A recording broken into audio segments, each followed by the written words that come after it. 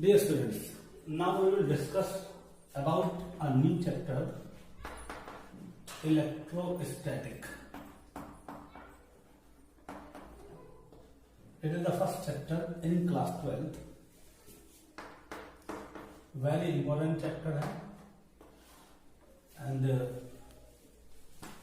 electrostatic is a big chapter in class 12th. So study carefully and with full concentration. So please, if you face any problem, then call me. तो move करते हैं. पहला chapter है electrostatic. तो सबसे पहला question ये उठता है कि what is meaning of electrostatic. तो इलेक्ट्रोस्टैटिक का मीनिंग देख लीजिए. मैं बोर्ड पर लिखता भी रहूंगा और साथ साथ आपको बताता भी रहूंगा. तो लिख में इसलिए रहा हूं जिससे कि आप भी साथ साथ लिखते रहें. तो देखिए electrostatic. It is the branch of physics in which we will discuss about the properties and behavior of a charge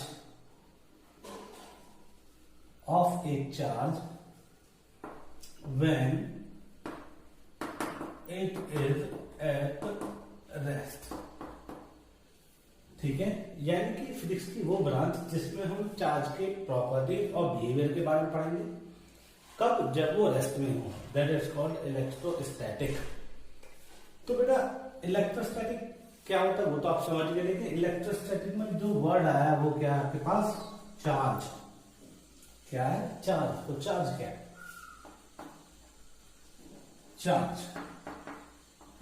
charge क्या है वो चार्ज हम पढ़ेंगे. देखिए हम बचपन में या आप लोग बहुत सारे ऐसे एक्सपेरिमेंट करते हैं जो हमारे आसपास ही चार्ज को दिखाते हैं. जैसे आपस में हम जब सर्दी होती है, सर्दियों में क्या करते हैं, हाथों को रब कर देते हैं. हाथों को रब करने से क्या हो जाती है, हमारी जो पाम है ये गर्म हो जाती है. ऐसा क्यों होता है? तो ऐसे बहुत सारे एक्सपेरिमेंट हैं डेली लाइफ में जो हमें चार्ज को दिखाते हैं. तो लेकिन बेसिकली पहले देखते हैं चार्ज होता क्या है, डिफाइन कैसे करते हैं अकॉर्डिंग टू साइंस. तो देखिए charge is a property of charge is a property of a physical material. Charge is a property of physical material. It can be positive and negative. It can be positive और ये negative भी हो सकता है, positive हो सकता है. अब देखिए we know that every body made up of atoms and atoms contains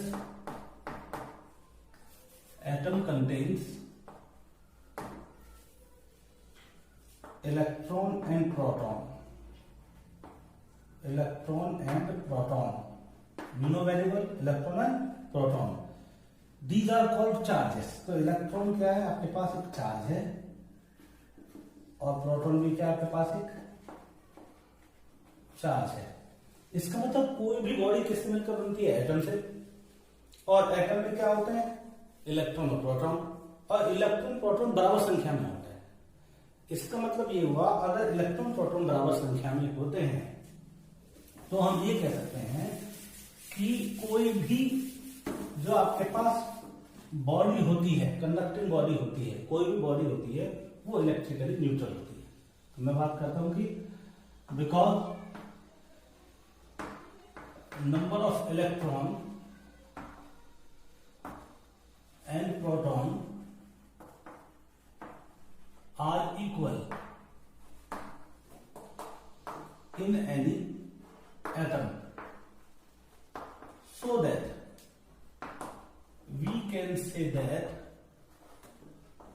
any atom is electrically neutral. Electrically neutral. अब तुम जानते हो कि जो एटम खुद अपने आप में क्या हो गया, इलेक्ट्रिकली न्यूट्रल हो गया, तो इसका मीनिंग क्या हुआ कि जो बॉडी होती है, जो आपके पास मेटल बॉडी हो गई, वो भी क्या होती है, वो भी इलेक्ट्रिकली न्यूट्रल होगी, क्योंकि ये किससे मिलकर बना, minus plus minus plus minus plus minus plus, ये मेटल बॉडी किससे मिलकर बनी है, कॉम्बिनेशन ऑफ एटम। तो मैं ये बोल सकता हूं कि जो मेटेलिक बॉडी होती है वो इलेक्ट्रिकली न्यूट्रल होती है। इलेक्ट्रिकली क्या होती है, न्यूट्रल। तो बेसिकली हमें एक बात तो पता लग गई कि जो चार्ज होता है वो चार्ज इलेक्ट्रॉन और प्रोटॉन की फॉर्म में होता है। लेकिन अगर मैं किसी पर्टिकुलर बॉडी की बात करता हूं तो पर्टिकुलर बॉडी तो न्यूट्रल है। तो न्यूट्रल मीनिंग क्यों हुआ, क्योंकि न्यूट्रल इसलिए हुई जितने इलेक्ट्रॉन उतने प्रोटॉन है। तो मुझे एक अलग चार्ज चाहिए, कैसे कि मैं जिससे ये कह सकूं कि ये बॉडी परफेक्टली नेगेटिवली चार्ज है या ये बॉडी परफेक्टली पॉजिटिवली चार्ज है। तो अब देखिए कैसे। तो अब मेरे पास चार्ज को मुझे पता लग गया क्या होता है, नेगेटिव चार्ज और पॉजिटिव चार्ज। ये मैंने आपको बता दिया कि चार्ज होता क्या है और किस वजह से आता है। अब हमारे दिमाग में ये क्वेश्चन आना चाहिए कि किसी बॉडी पर जो चार्ज है वो कैसे लाया जा सकता है। तो देखिए, क्योंकि आपके पास क्या होता है, एटम, और एटम में कौन होते हैं, न्यूट्रॉन और प्रोटॉन, और बाहर क्लास में कौन चक्कर लगाते हैं, इलेक्ट्रॉन्स। ठीक है, तो a body can be positively charge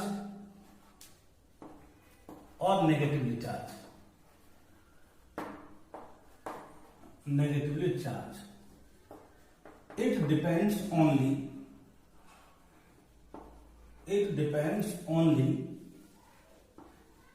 exchange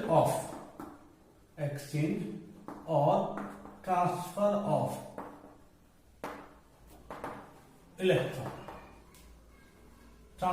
electron. यानी कि मैंने जो लिखा, कोई भी बॉडी अगर नेगेटिवली चार्ज होगी या पॉजिटिवली चार्ज होगी तो वो किस पर डिपेंड करेगी, ट्रांसफर ऑफ इलेक्ट्रॉन्स पर। Because protons can not be extract or add to an atom, while electrons can be easily extract or add to a body. ये तो आप जानते हैं। ऐसा क्यों, क्योंकि आप जानते हैं इलेक्ट्रॉन्स को निकालने के लिए बहुत ही कम एनर्जी की रिक्वायरमेंट होगी, जबकि प्रोटॉन यानी प्लस को निकालने के लिए बहुत ज्यादा एनर्जी की रिक्वायरमेंट होगी, जिसकी वजह से हम कभी भी प्रोटॉन की वजह से किसी बॉडी को नेगेटिवली या पॉजिटिवली चार्ज नहीं कर सकते। तो अगर किसी बॉडी को हमें चार्ज करना है तो वो केवल एक ही तरीके से चार्ज की जा सकती है, एक्सचेंज ऑफ इलेक्ट्रॉन या ट्रांसफर ऑफ इलेक्ट्रॉन। तो किसी भी एटम का नेगेटिव होना या पॉजिटिव होना किस बात पर डिपेंड करता है, वो डिपेंड करता है नंबर ऑफ इलेक्ट्रॉन पर, ना कि नंबर ऑफ प्रोटॉन पर। देखिए कैसे। डियर स्टूडेंट्स, जैसे कि हम आपको बता रहे हैं कि चार्ज को कैसे डेवलप किया जा सकता है, कैसे नहीं। तो सबसे पहले जो केस आता है वो क्या रहता है, charging of metallic and non metallic bodies. Charging of metallic and non metallic bodies. देखिए ये तो हम समझ गए कि किसी एटम में इलेक्ट्रॉन और प्रोटॉन होते हैं, यानी कि माइनस और प्लस चार्ज होते हैं। एक और आपको दिमाग में रखना है कि माइनस मतलब सेम चार्जेस क्या करते हैं, सेम चार्जेस प्रैक्टिकल से पता लगा है कि सेम चार्जेस क्या करते हैं, repel to each other, repel to each other. Why opposite charges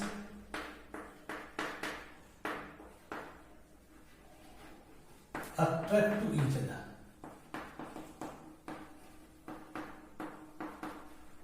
attract to each other। तो अगर हम किसी मेटेलिक या नॉन मेटेलिक बॉडी को चार्ज करते हैं तो चार्जिंग का मतलब मैंने आपको पहले बता दिया कि चार्ज केवल किससे कर सकते हैं, ट्रांसफर ऑफ इलेक्ट्रॉन्स, या तो इलेक्ट्रॉन ले ले या इलेक्ट्रॉन दे दे। तो पहले बात करता हूं मैं मेटेलिक बॉडी की। मेटल बॉडी कैसी होती है, जिसमें कंडक्शन हो सकता है, यानी चार्ज फ्रीली मूव कर सकते हैं। In this body charge can be move freely, charge भी कैन बी मूव फ्रीली, यानी फ्री मूव कर सकते हैं क्योंकि कंडक्शन होता है। तो अब आप देखिए, मान लीजिए कि आपके पास एक मेटल है, इस मेटल में जितना माइनस उतना ही प्लस है, तो अभी तो क्या ही है, इलेक्ट्रिकली न्यूट्रल है। इलेक्ट्रिकली क्या, न्यूट्रल है। तो इसका मतलब, लेकिन हमें कैसी बॉडी चाहिए, हमें ऐसी बॉडी चाहिए जिसको हम ये बोल सके वो न्यूट्रल नहीं है। तो इसके लिए क्या करते हैं, मान लीजिए कि मैं इस बॉडी से इलेक्ट्रॉन को, इसमें क्या इलेक्ट्रॉन और माइनस और प्लस है, मैं यहां से इलेक्ट्रॉन को रिमूव कर देता हूं।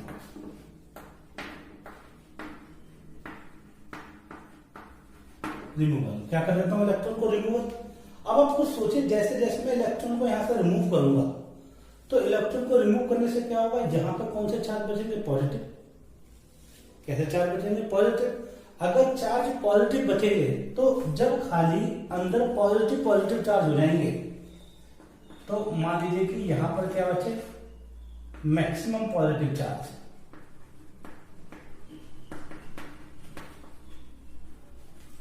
अगर मैक्सिमम पॉजिटिव चार्ज बचेंगे इस वॉल्यूम में, तो वो क्या करेंगे, अपने एक दूसरे को सेम चार्ज से सेम चार्जेस क्या करते हैं, एक दूसरे को रिपेल करते हैं। तो इसका मीनिंग ये हुआ कि जब मैं इलेक्ट्रॉन्स को यहां से रिमूव करूंगा तो इसके अंदर प्लस चार्ज आ जाएंगे, और वो प्लस चार्ज क्या करेंगे, क्योंकि ये कंडक्टर है और कंडक्टर में चार्ज फ्रीली मूव कर सकते हैं, तो वो सारे प्लस चार्ज एक दूसरे पर रिपल्सिव फोर्स लगाएंगे, और रिपल्सिव फोर्स की वजह से वो सरफेस पर पहुंच जाएंगे, सरफेस पर वो पहुंच गए। तो ये हम बोल सकते हैं पॉजिटिवली चार्ज बॉडी। इसका मतलब जो पहले न्यूट्रल थी अब वो पॉजिटिवली चार्ज बॉडी हो गई है, क्योंकि इलेक्ट्रॉन तो सारे निकल गए। यहां पे क्या बचे, मैक्सिमम पॉजिटिव चार्ज बचे, और पॉजिटिव पॉजिटिव एक दूसरे में कैसी फोर्स लगाते हैं, रिपल्सिव फोर्स। तो इसलिए बॉडी इस तरीके से कंप्लीटली पॉजिटिव चार्ज हो गई है डेफिशिएंसी ऑफ इलेक्ट्रॉन्स की वजह से। अब इसका उल्टा प्रोसेस भी कर सकते हैं। उल्टा प्रोसेस कैसे, मान लीजिए कि मैं इलेक्ट्रॉन्स को अब ऐड कर देता हूं, एक्सटर्नली है, बाहर से लाके इलेक्ट्रॉन देता हूं, तो अब क्या होगा, अब यहां पे ये क्या हो जाएगा कि जो इलेक्ट्रिकली बॉडी थी मैंने इलेक्ट्रॉन को दिया, तो यहां पे क्या हुआ, जो प्लस चार्ज थे कुछ इलेक्ट्रॉन से न्यूट्रलाइज हो गए। अब यहां पे क्या हो गया, यहां पे मैक्सिमम नेगेटिव चार्ज हो गया। क्या हो गया, नेगेटिव चार्ज। अब नेगेटिव चार्ज क्या करेंगे, एक दूसरे पर रिपल्सिव फोर्स लगाएंगे, तो वो किस में कन्वर्ट हो जाएंगे, वो आपके पास ऐसे कन्वर्ट हो जाएंगे। यानी अपनी बॉडी कैसे बन गई, इलेक्ट्रिकली नेगेटिवली चार्ज।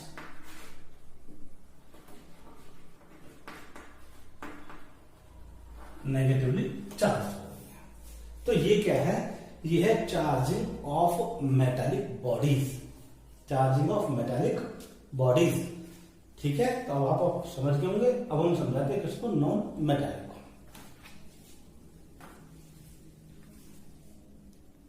तो बेटा नॉन मेटल में क्या होता है? नॉन मेटल, अब तुम जानते हो नॉन मेटल जो होता है, there are no free electron, there are no free या there are no movement of charge. Means ये क्या आपके पास, यानी कि उसमें कंडक्शन नहीं होता, there are no movement of charge. जब हम, इसका मतलब ये हो कि अगर आपके पास नॉन मेटल बॉडी है, कैसी बॉडी है ये? Non metal body. अब हम चाहे इसको पॉजिटिव चार्ज दें, चाहे हम इसको नेगेटिव चार्ज दें, तो इसमें ऐसा नहीं हो सकता कि इसका क्या होगा, अगर आप इसको पॉजिटिव चार्ज ध्यान देंगे तो वो यहीं पे ही फिक्स हो जाएगा। क्यों? क्योंकि यहाँ क्या लिखा हुआ, there are no movement of charge in a non metal body. तो अगर बाहर से चार्ज दोगे या बाहर से इसके अंदर से चार्ज निकालोगे तो ध्यान रखना कभी भी, क्योंकि नॉन मेटल के अंदर मूवमेंट नहीं होता है चार्ज को, तो जो आप चार्ज यहां देंगे वो वहीं पे ही फिक्स हो जाएगा। तो इसका मीनिंग ये हुआ कि नॉन मेटल बॉडी में चार्ज का मूवमेंट नहीं होता है, अगर चार्ज बाहर देंगे तो वो वहीं पर ही स्टेबल हो जाएगा। तो ये क्या है, charging of metal and non metal bodies. चलते हैं अब आगे थोड़ा सा।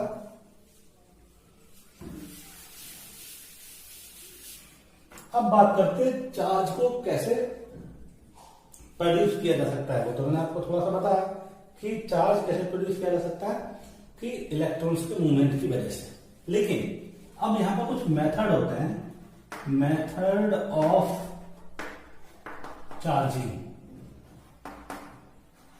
Of body. तो पहला क्या है, number 1 charging by friction. Charging by friction, charging by friction में भी हम दो चीज लेके चलेंगे। एक तो क्या लेके चलेंगे, मेटल, और एक लेके चलेंगे नॉन मेटल। क्या लेके चलेंगे, मेटल और नॉन मेटल। देखिए मेटल का मीनिंग क्या होता है, कंडक्शन हो सकता है, लेकिन इसमें कंडक्शन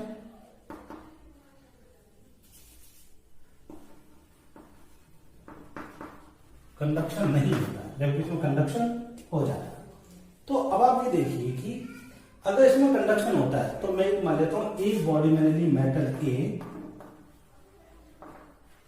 और एक बॉडी ली मेटल बी। अब आप देखिए ये भी इलेक्ट्रिकली न्यूट्रल है और ये भी इलेक्ट्रिकली क्या न्यूट्रल है। तो अगर दोनों का मटेरियल सेम है, अगर दोनों का क्या मटेरियल सेम है, अगर दोनों का मटेरियल सेम है तो इसका मतलब ये भी न्यूट्रल है, ये भी न्यूट्रल है, तो न्यूट्रल न्यूट्रल चार्ज कहां से लेंगे।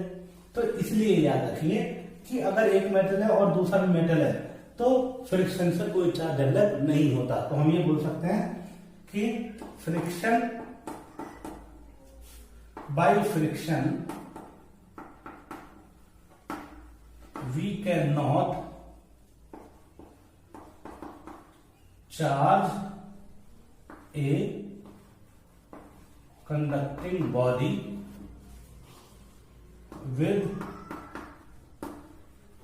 rubbing to each other, मैंने आपको बोला कि अगर दोनों में मटेरियल सेम है, लेकिन सपोज अगर दोनों का मटेरियल अलग अलग है, यानी ये बॉडी ए है और ये बॉडी बी है और इसका मटेरियल डिफरेंट है। अब इन दोनों को क्या करो, रब करो, यानी फ्रिक्शन करो इन दोनों के बीच में। तो क्या होगा, क्योंकि ये कंडक्टर है, कंडक्टर में तो इलेक्ट्रॉन मूव करेंगे, चार्ज मूव करेंगे, तो क्या होगा, थोड़ी देर के लिए इनमें चार्ज मूव तो हो जाएंगे, लेकिन कंडक्शन प्रॉपर्टी की वजह से ये दोबारा से क्या हो जाएंगे, अपने आप चार्ज को वापस ले लेंगे, तो न्यूट्रलाइज हो जाते हैं। तो आप चार्ज इनको रब करो या ना करो, आफ्टर रबिंग इन पर कोई भी चार्ज क्रिएट नहीं होगा। क्यों? क्योंकि इनमें कंडक्शन की प्रॉपर्टी है। तो अगर मान लीजिए इनको हम रब भी करते हैं और रब करने से दोनों में चार्ज कुछ आ भी गए, तो लेकिन वो क्या होता है, चार्ज वापस बैक हो जाता है, और बैक होने से क्या होता है, ये after rubbing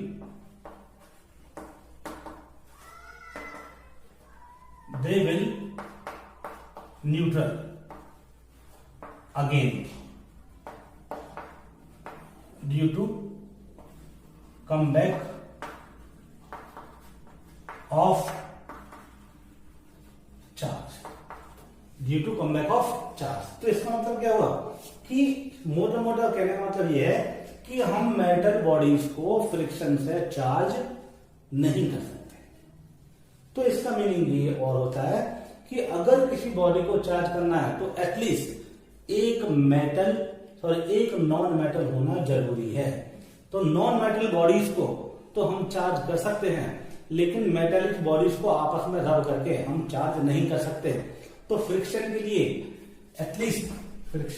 at least one body must be non metal होनी चाहिए, मस्ट बी नॉन मेटल। ये आपके पास याद रखना, अगर दोनों मेटल होंगे तो कुछ भी नहीं हो सकता। तो ये आपके पास था charging by friction. Dear students, जैसे कि मैं आपको बता चुका हूं कि पहला प्रोसेस चार्जिंग बाय फ्रिक्शन, और मैंने आपको बताया था कि चार्जिंग बाय फ्रिक्शन केवल नॉन मेटल बॉडीज में ही किया जा सकता है, मेटल बॉडीज में फ्रिक्शन की वजह से चार्ज डेवलप नहीं किया जा सकता।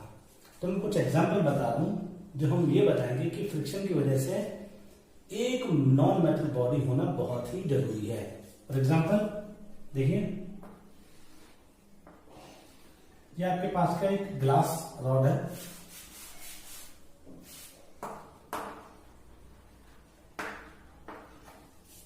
और ये आपके पास का एक सिल्क क्लॉथ है। क्या कहते हैं, सिल्क क्लॉथ। सिल्क क्लॉथ में नेगेटिविटी, एफिनिटी ऑफ नेगेटिविटी ज्यादा होती है। तो अगर मैं इनको रबिंग करता हूं, तो रबिंग करने से क्या होगा,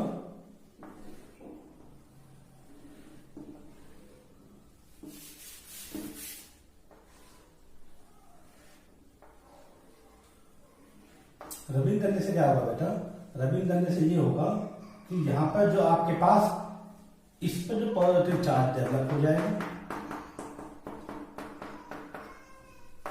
किस पर, ग्लास रॉड पर, जबकि सिल्क क्लॉथ पर क्या आ जाएगा, नेगेटिव चार्ज आ जाएगा। क्या आ जाएगा, नेगेटिव। इसी तरीके से मैं दूसरा ले सकता हूं, ये एबोनाइट रॉड है,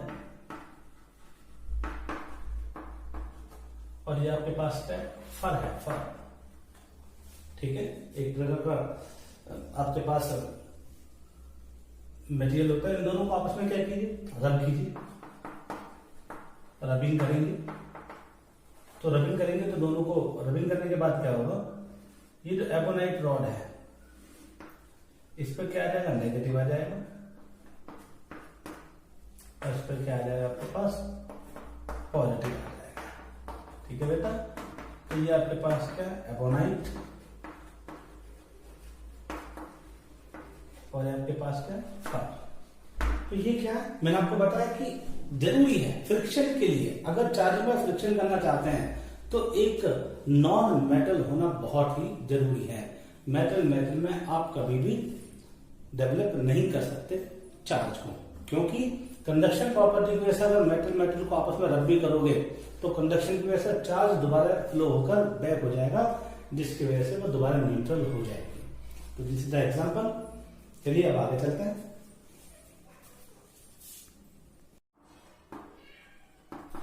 inside the volume, inside the volume of body. अभी ये कैसे इलेक्ट्रिकली न्यूट्रल है,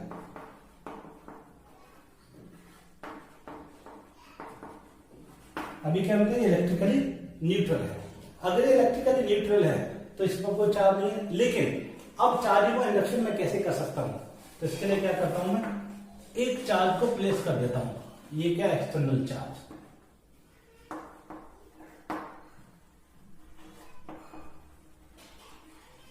और यहां पर रख देते हैं। ठीक है, अब ये प्लस चार्ज क्या करेगा, ये प्लस चार्ज, ये कौन है, मेटल है, ये वाला मेटल यहां बना है। अब ये प्लस चार्ज क्या करेगा, ये प्लस चार्ज इसके अंदर जो इलेक्ट्रॉन्स हैं उनको अपनी तरफ खींचेगा। और कब तक खींचेगा, जब तक वो सरफेस पर ना आ जाए। और इसके अंदर जो प्लस चार्ज होंगे वो क्या चले जाएंगे, रिपेल होकर इधर चले जाएंगे। तो इसका मीनिंग क्या हुआ कि यहां पर चार्ज के बीच में सेपरेशन आ गया, जो ऐसा था अब उनके बीच में सेपरेशन आ गया। तो इस सेपरेशन क्रिएशन को ही, चार्जेस के बीच में जो सेपरेशन क्रिएशन हो जाता है, इसी को हम क्या बोलते हैं, चार्जिंग बाय इंडक्शन। तो इस प्लस चार्ज ने क्या किया, इसको इधर खींच लिया और इसको इधर खींच लिया। तो ये बोलते हैं हम, दिस फिनोमिना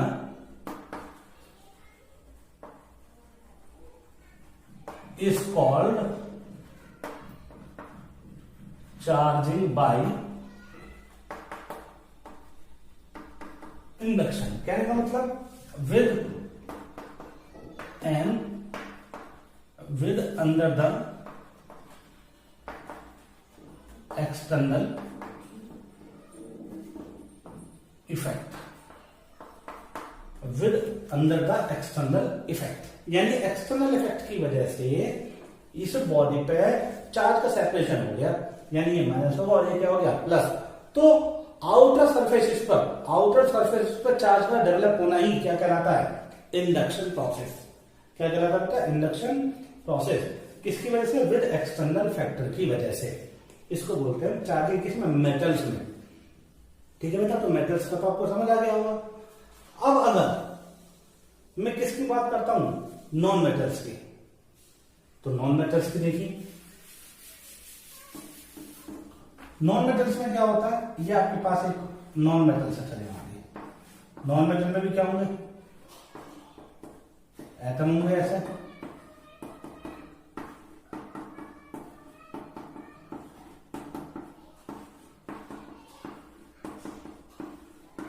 बेटा एक बात ध्यान रखनी है, ये आउटर सरफेस पे इसलिए आ गए मेटल के अंदर क्योंकि मेटल के अंदर चार्ज का मूवमेंट हो सकता है।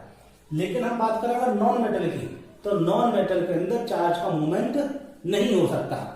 अगर चार्ज का मूवमेंट नहीं हो सकता तो फिर होगा क्या, तो मैं आपको बताता हूं। देखिए,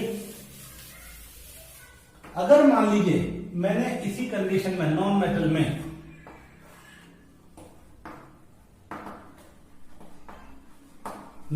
अगर मैंने यहां पर कोई चार्ज रख दिया, प्लस चार्ज, तो अब क्या होगा, इसमें एटम का शेप ऐसे हो जाएगा।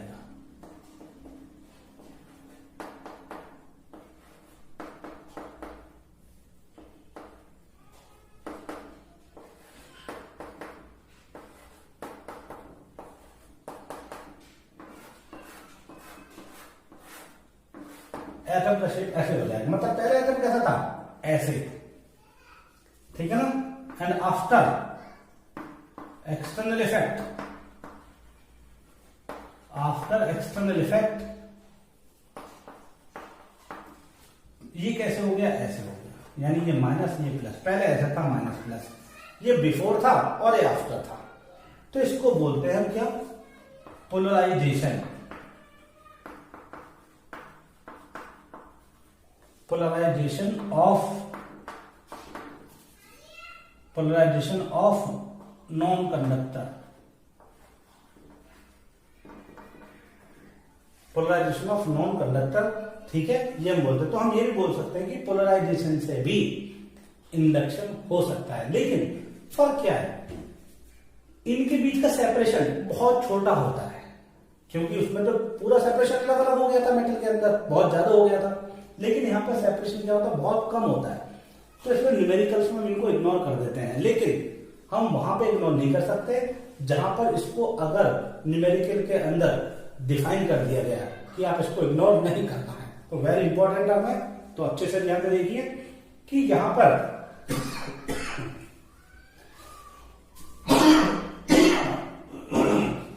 यहां पर क्या है कि नॉन मेटल के अंदर चार्ज का मूवमेंट नहीं हो सकता है। अगर चार्ज का मूवमेंट नहीं हो सकता है तो इस चार्ज की वजह से एटम की शेप ऐसी हो जाएगी, तो इसको बोलते हैं एटम डिस्टॉर्शन हो गया। क्या हो गया? डिस्टॉर्शन, यानी एटम की शेप चेंज हो गई। तो इसी को हम क्या बोलते हैं? Polarisation of induction of non metal. तो अब फिर ऐसा होता क्यों, वो मैं आपको समझाता हूं थोड़ा सा एक एटम को अलग देखकर। देखिए ये आपके पास क्या है, ये आपके पास है एक, ये तो क्या न्यूक्लियस है, और ये क्या आपके पास ऐसे, इसको बोलते हैं इलेक्ट्रॉन क्लाउड। क्या बोलते हैं? Electron cloud. मतलब इलेक्ट्रॉन्स का बादल, वो एरिया जहां पर बहुत सारे इलेक्ट्रॉन पाए जाते हैं उसको इलेक्ट्रॉन क्लाउड बोलते हैं। तो इलेक्ट्रॉन क्लाउड हो गया। तो अब क्या होता है, जैसा आपने इस पे एक प्लस चार्ज रखा इसके साथ, एटम के साथ, तो होता क्या है, ये प्लस चार्ज है, और ये भी जो आपके पास न्यूक्लियस है ये भी कैसा है? पॉजिटिवली चार्ज है। तो प्लस प्लस क्या करेंगे? एक दूसरे को रिपेल करेंगे। तो ये जो आपके पास इस एटम का सेंटर है वो शिफ्ट हो जाता है, यानी कि वो ऐसे हो जाएगा।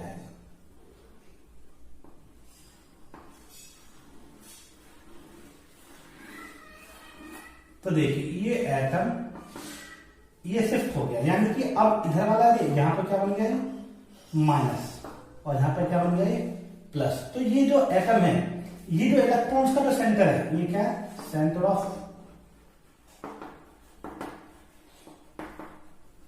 Electron cloud.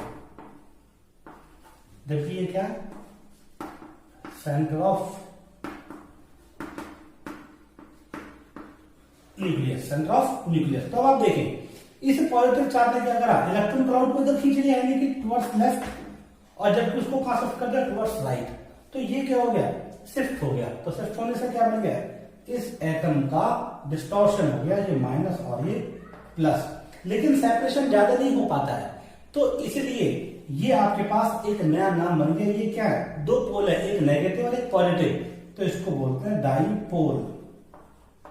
क्या बोलते हैं? डाईपोल। यानी कि एक एटम, जो एटम था जिसमें प्लस माइनस था, वो अब एक माइनस बन गया और एक प्लस बन गया, तो इसको बोलते हैं डाईपोल। क्योंकि इलेक्ट्रोस्टैटिक पढ़ रहे हैं तो इसमें इसका नाम दे देते हैं electric dipole.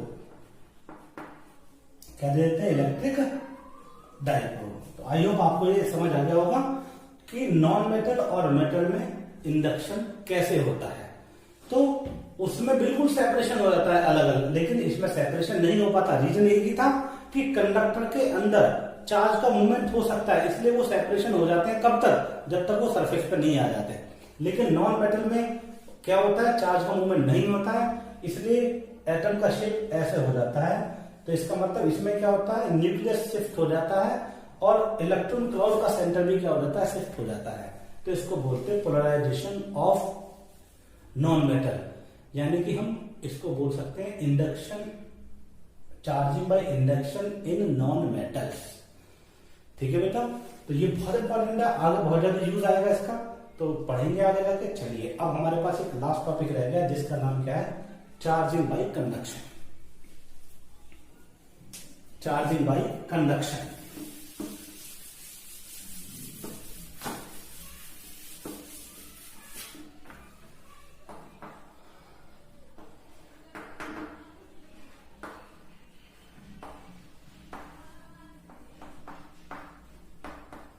Charging by conduction. Charging by conduction क्या होता है? सिंपल है, ये केवल मेटल्स के बीच में होता है। किसके बीच में होता है? मेटल्स के बीच में। क्योंकि अगर नॉन कंडक्टर को नॉन कंडक्टर से अटैच करोगे तो कुछ इफेक्ट होगा नहीं। लेकिन चार्ज बाय अगर कंडक्शन की बात करें तो वो कैसे होता है? अगर मान लीजिए आपके पास एक बॉडी ए है, ए, ओके, ये आपके पास चार्ज है, और आपको ये भी पता होना चाहिए कि किसी भी कंडक्टिंग बॉडी के सरफेस पर ही चार्ज आता है। ओके, तो अगर मैंने आपको ये बोला है कि ये पॉजिटिवली चार्ज है, तो इसका मीनिंग ये हुआ कि हमने यहां से इलेक्ट्रॉन को बाहर निकाल दिया, जिसकी वजह से क्या इलेक्ट्रॉन की संख्या कम हो गई और प्लस कहां पर स्प्रेड हो गया? सरफेस पर स्प्रेड हो गया। और अगर मैं किसी स्विच के जरिए एक अनचार्ज बॉडी, अनचार्ज बॉडी मतलब सिंपल मेटल, जिसके अंदर इलेक्ट्रॉन प्रोटॉन बराबर है, तो नेट चार्ज क्या हुआ 0।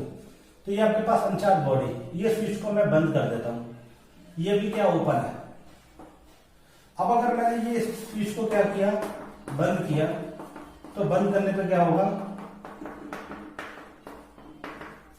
बंद करने पे ये चार्ज ऐसे इसकी तरफ स्प्रेड हो जाएगा, इस पर आ जाएगा, ठीक है बेटा। लेकिन अब इस पे चार्ज कितना आया कितना नहीं आया वो हम बाद में डिसाइड करेंगे, लेकिन इतना समझ लीजिए कि पूरे प्रोसेस के दौरान चार्ज बिल्कुल क्या रहता है, जितना था उतना ही रहता है। यानी कि अगर यहाँ पे नेट चार्ज कुछ भी है तो नेट चार्ज यहाँ पे भी वही रहेगा, ठीक है। तो कोई भी चार्ज में चेंज नहीं हो सकता, ठीक है। तो सपोज अगर यहाँ पे कितना था Q, कितना था Q, और अगर मान लीजिए कि अभी हमने स्विच क्या कर दिया, डियर स्टूडेंट्स, जैसे कि मैं आपको कल charge by induction, charge by friction, charge by conduction से हम चार्ज को बता सके कि चार्ज को कैसे ट्रांसफर किया जा सकता है। तो अब यहाँ कुछ एक बेसिक वो है पॉइंट जो आपको थोड़ा लिखने पड़ेंगे, जैसे प्रॉपर्टीज ऑफ चार्ज। अगर हम प्रॉपर्टीज ऑफ चार्ज की बात करें तो कुछ मैंने यहाँ प्रॉपर्टीज लिखी है चार्ज की, वो देख लीजिए। क्या चार्ज दो टाइप के होते हैं, पॉजिटिव और नेगेटिव, ठीक है, सिंपल है। लाइक चार्जेस रिपेल करते हैं, जबकि अनलाइक चार्जेस, लाइक चार्जेस क्या करते हैं, रिपेल करते हैं, जबकि अनलाइक चार्जेस क्या करते हैं, अट्रैक्ट करते हैं एक दूसरे को। The value of charge can be find out given formula. हम Q = NE से क्या कर सकते हैं, चार्ज की वैल्यू फाइंड आउट कर सकते हैं। ओके, हम यहाँ पर चार्ज की वैल्यू फाइंड आउट कर सकते हैं किससे, Q = NE से। E की वैल्यू क्या है, E is called charge on electron. E की वैल्यू होती है -1.6 × 10⁻⁹ कूलम। कूलम बोले तो यहाँ चार्ज की जो यूनिट होती है वो कूलम होती है, ठीक है। In nature charge found to be in the form multiple integral, यानी कि इसका मीनिंग है कि वो हमेशा एक परफेक्ट मल्टीपल इंटीग्रल में पाया जाएगा। चार्ज नेचर में, चार्ज कभी फ्रिक्शन फॉर्म में नहीं पाया जाता। फ्रिक्शन फॉर्म लाइक जैसे 2/3, 1/3, 7/3, इस तरीके से कभी फ्रिक्शन फॉर्म में नहीं पाया जाता। चार्ज नेचर में कभी फ्रिक्शन फॉर्म में नहीं पाया जाता है, वो हमेशा एक मल्टीपल इंटीग्रल फॉर्म में पाया जाता है। Q = ±NE, where N is an integer, जिसको हम क्या बोलते हैं, इस कंडीशन को हम क्या बोलते हैं, it is called quantization of charge, quantization of charge. और N की वैल्यू, N एक इंटीजर नंबर है सबके लिए, ठीक है ना। N यहाँ पे क्या एक इंटीजर नंबर है, वो आप जानते हैं क्या होता है। कुछ जैसे कि मैंने आपको 4 पॉइंट बताए, 2-4 पॉइंट और याद रख सकते हैं, जैसे क्या,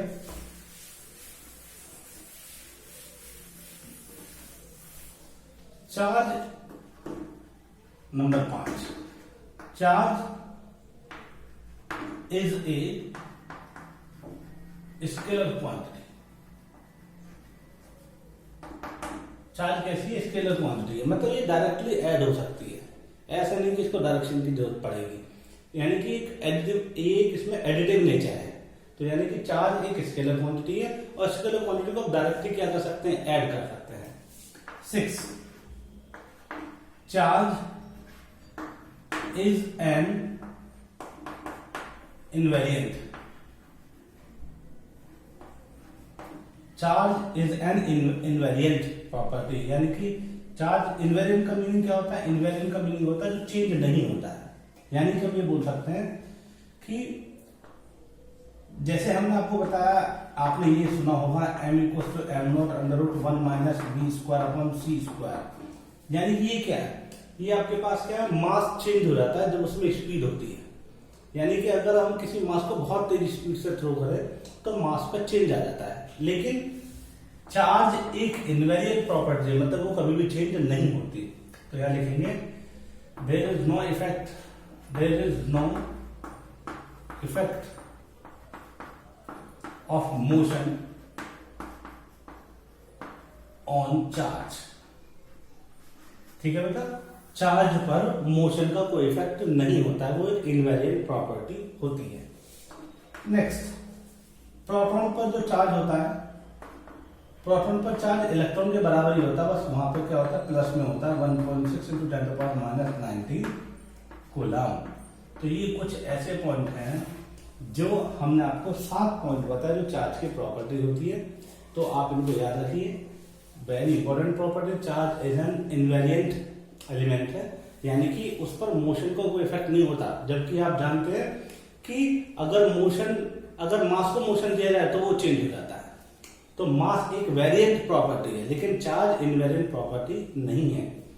और ध्यान रखना, अगर किसी पार्टिकल में चार्ज होगा तो वो मास भी होगा, बिना मास के चार्ज की कोई वैल्यू नहीं है। तो ये आपके पास क्या है, ये कुछ प्रॉपर्टी वो याद रखिए। आगे चलते हैं, कुछ और पॉइंट आगे पढ़ते हैं, जैसे अब कूलम्स लॉ। चलिए डियर स्टूडेंट्स, जैसे कि हमने चार्ज के बारे में पढ़ा, चार्ज कैसे प्रोड्यूस किया जा सकता है वो पढ़ा, चार्ज कंडक्शन से, चार्ज फ्रिक्शन से, नॉन मेटल में क्या इफेक्ट होता है, मेटल में क्या इफेक्ट होता है, पोलराइजेशन क्या होता है, ये भी मैंने आपको बताया। तो अब हम बात करते हैं किसकी, मेन अब बात करते हैं कूलम्स लॉ की। जो इसका फर्स्ट लॉ है ये है Coulomb's law.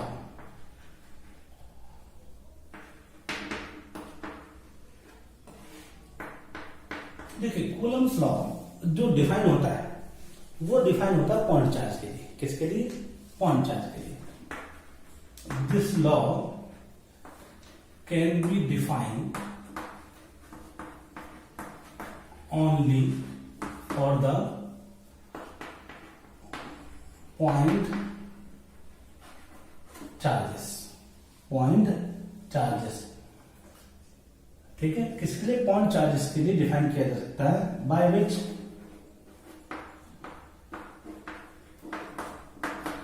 We can find the attraction force, find the interaction force between charges, तो देखिए, let 2 point charge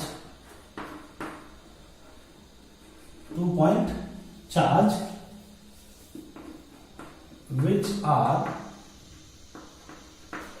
separated by a distance r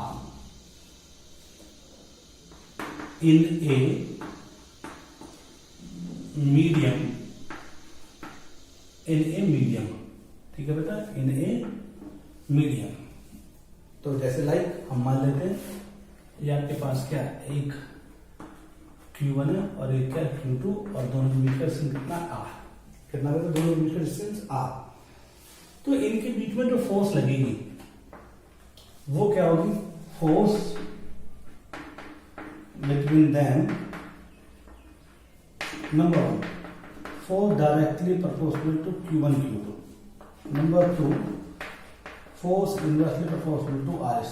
ये इक्वेशन 1 और ये इक्वेशन 2 दोनों पर डिपेंड करते हैं। अब अगर दोनों को मिला दो तो ये आपके पास आएगा force directly Q1 Q2 upon R², और इसका फॉर्मूला आता है K Q1 Q2 और upon R², where F equals to K Q1 Q2 upon R²।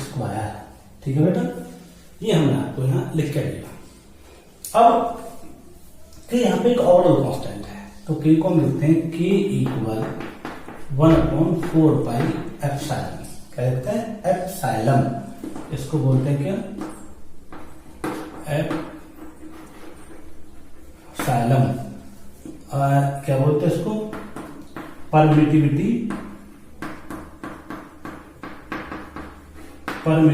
Of medium. ये हमें कैलकुलेट करनी होती है। कुछ मीडियम की परमिटिविटी हमें गिवन होती है, कुछ की हमें गिवन नहीं होती है, तो वो निकालनी पड़ेगी। एप्सिलॉन की वैल्यू क्या होता है? 1/4 तो यहाँ पुट कर देते हैं, तो लिख देते हैं नाउ एफ इक्वल कितना आ जाएगा? 1/4 epsilon into Q1 Q2 upon R²। ये आपके पास आ गया है। अब एक होती है आपके पास रिलेटिव परमिटिविटी। क्या होता है रिलेटिव परमिटिविटी? रिलेटिव परमिटिविटी होती है K equal epsilon upon epsilon not. इसको हम एप्सिलॉन आर भी बोल देते हैं। ये K अलग है और ये K अलग है, ध्यान रखना, ठीक है ना। वो ओवरऑल कांस्टेंट था, ये रिलेटिव परमिटिविटी है, ठीक है। अब अगर आप देखें तो ये एप्सिलॉन है, तो मैं लिख सकता हूं यहां पे एप्सिलॉन की वैल्यू क्या है? एप्सिलॉन की वैल्यू आ जाएगी एप्सिलॉन नॉट K। तो मैं लिख सकता हूं now F equal 1 upon epsilon की वैल्यू क्या पुट कर दो? एप्सिलॉन नॉट K, तो 4 पाई एप्सिलॉन नॉट K और into Q1 Q2 upon R square. K को क्या बोलते हैं? K is called dielectric constant of medium. Dielectric constant of medium, ये आपके पास क्या होता है? K। ओके, और K की वैल्यू हर किसी के लिए डिफाइन होती है। जैसे आपको बताता हूं, K की वैल्यू की बात करें तो मैं फॉर्मूला लिख रहा हूं दोबारा कि फोर्स की वैल्यू के 1/4 pi epsilon nought K into Q1 Q2 upon R square. इसमें एक एप्सिलॉन था जिसको नाम बोल दिया परमिटिविटी ऑफ मीडियम। दूसरा क्या? Epsilon not permittivity of vacuum, permittivity of vacuum. और एक हो गया K, क्योंकि क्या बनेगी? डाइइलेक्ट्रिक कांस्टेंट ऑफ मीडियम, ठीक है बेटा, डाइइलेक्ट्रिक कांस्टेंट ऑफ मीडियम। तो ये आपके पास है। अब देखिए एप्सिलॉन नॉट की वैल्यू फिक्स होती है, कितनी होती है?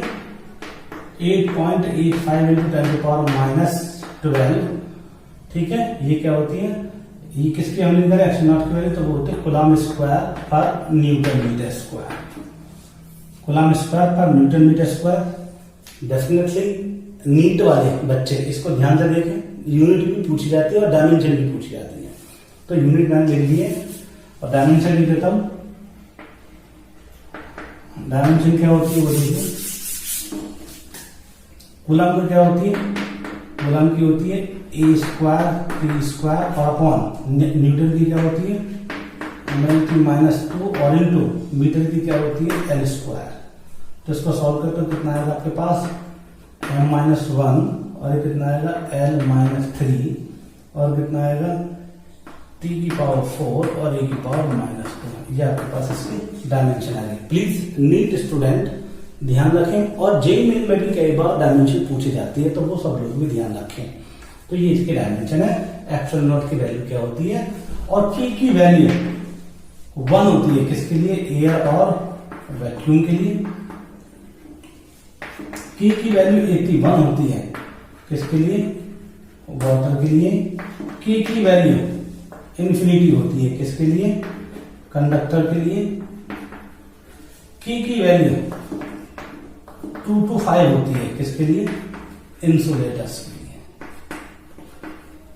यानी कि नॉन कंडक्टर के लिए, या ठीक है ना, इंसुलेटर के लिए, ठीक है। तो K की वैल्यू 1 किसके लिए? एयर के लिए। K की वैल्यू 81 किसके लिए? वाटर के लिए। K की वैल्यू इंफिनिटी किसके लिए होती है? कंडक्टर के लिए। K की वैल्यू 2 से 5 के बीच में लाई करती है किसके लिए? इंसुलेटर्स के लिए। तो अगर हमारे पास एप्सिलॉन भी और K भी है तो हम डेफिनेटली क्या निकाल सकते हैं? एप्सिलॉन कैलकुलेट कर सकते हैं। तो epsilon permittivity of medium, epsilon not permittivity of vacuum और एयर, K की value dielectric constant of medium. तो डाइइलेक्ट्रिक कांस्टेंट ऑफ मीडियम, ध्यान रखना कि फोर्स की वैल्यू कैसे कैलकुलेट करते हैं, कैसे कैलकुलेट हो जाती है। तो ये कुछ डेटा वो याद रखिए, डायमेंशन याद रखिए, यूनिट याद रखिए। चलिए आगे चलते हैं।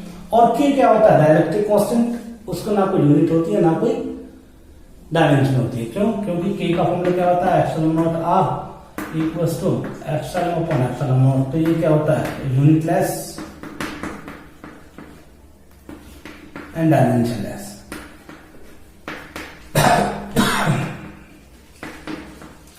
ठीक है, यूनिटलेस और डायमेंशनलेस होता है। ठीक है बेटा, चलते हैं आगे। ये सब कूलम्स लॉ। तो कूलम्स लॉ बहुत इजी था, फॉर्मूला आपको पता लग गया। अब कूलम्स लॉ में आता है कूलम्स लॉ या Coulomb's force as a vector form.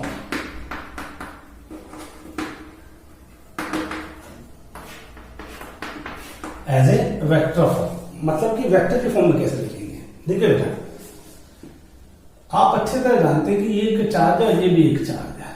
तो ये आपके पास क्या Q1 है और ये आपके पास क्या Q2। अब हम फोर्स कैसे लगेंगे, मान लीजिए ये 1 है और ये 2 है, तो इसका फोर्स ये ऐसे अप्लाई कर सकता है, ये मान लीजिए F1 है और एक इस पे ऐसे अप्लाई कर सकता है, ये क्या आपके पास F2 है। तो आप बिल्कुल सिंपल ये बोल सकते हैं F12 अगर इधर होगा तो माइनस F21 इस साइड होगा, यानी कि ऐसे बोल सकते हैं। ऑब्जर्वेशन है कि 1 2 से देख रहा है, 2 1 से देख रहा है, तो F12 equals to minus F21। Formula क्या होता है, मैंने आपको बताया। फॉर्मूला होता है F equals to 1/4 pi epsilon nought K into Q1 Q2 upon R square. लेकिन अगर वेक्टर फॉर्म में लिखना तो कैसे लिखेंगे, देखिए क्योंकि फोर्स वेक्टर है तो मैं लिख सकता हूं F vector equals to 1/4 pi epsilon nought K into Q1 Q2 और अपॉन R क्यूब। ये कम कीजिए, इसको हटाइए, R स्क्वायर और यहां लिख दीजिए N कैप। N कैप यहां पर यूनिट वेक्टर है, N कैप यहां पर यूनिट वेक्टर है। क्या बताइए, यूनिट वेक्टर। और आप देखिए ध्यान से, यूनिट वेक्टर यहां क्या होगा, जो फोर्स की जो डायरेक्शन होगी वो अलोंग दिस लाइन होगी, यानी या तो इधर होगी या इधर होगी, वो डिपेंड करता है 1 से 2 या 2 से 1 है। तो जो आपके पास फोर्स की जो डायरेक्शन होगी वो अलोंग द पोजीशन वेक्टर है, या तो उधर या इधर। तो यानी कि इस जॉइनिंग लाइन पे अप्रोच करेगी। तो मैं ये लिख सकता हूं कि F vector equal 1/4 pi epsilon nought K into Q1 Q2 upon R square into R cap.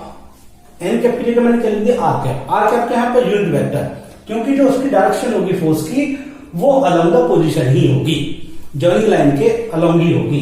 तो R कैप यूनिट वेक्टर का फॉर्मूला होता है R cap upon vector R upon vector R का मैग्नीट्यूड, या फिर vector R upon vector R, ऐसे लिख देते हैं।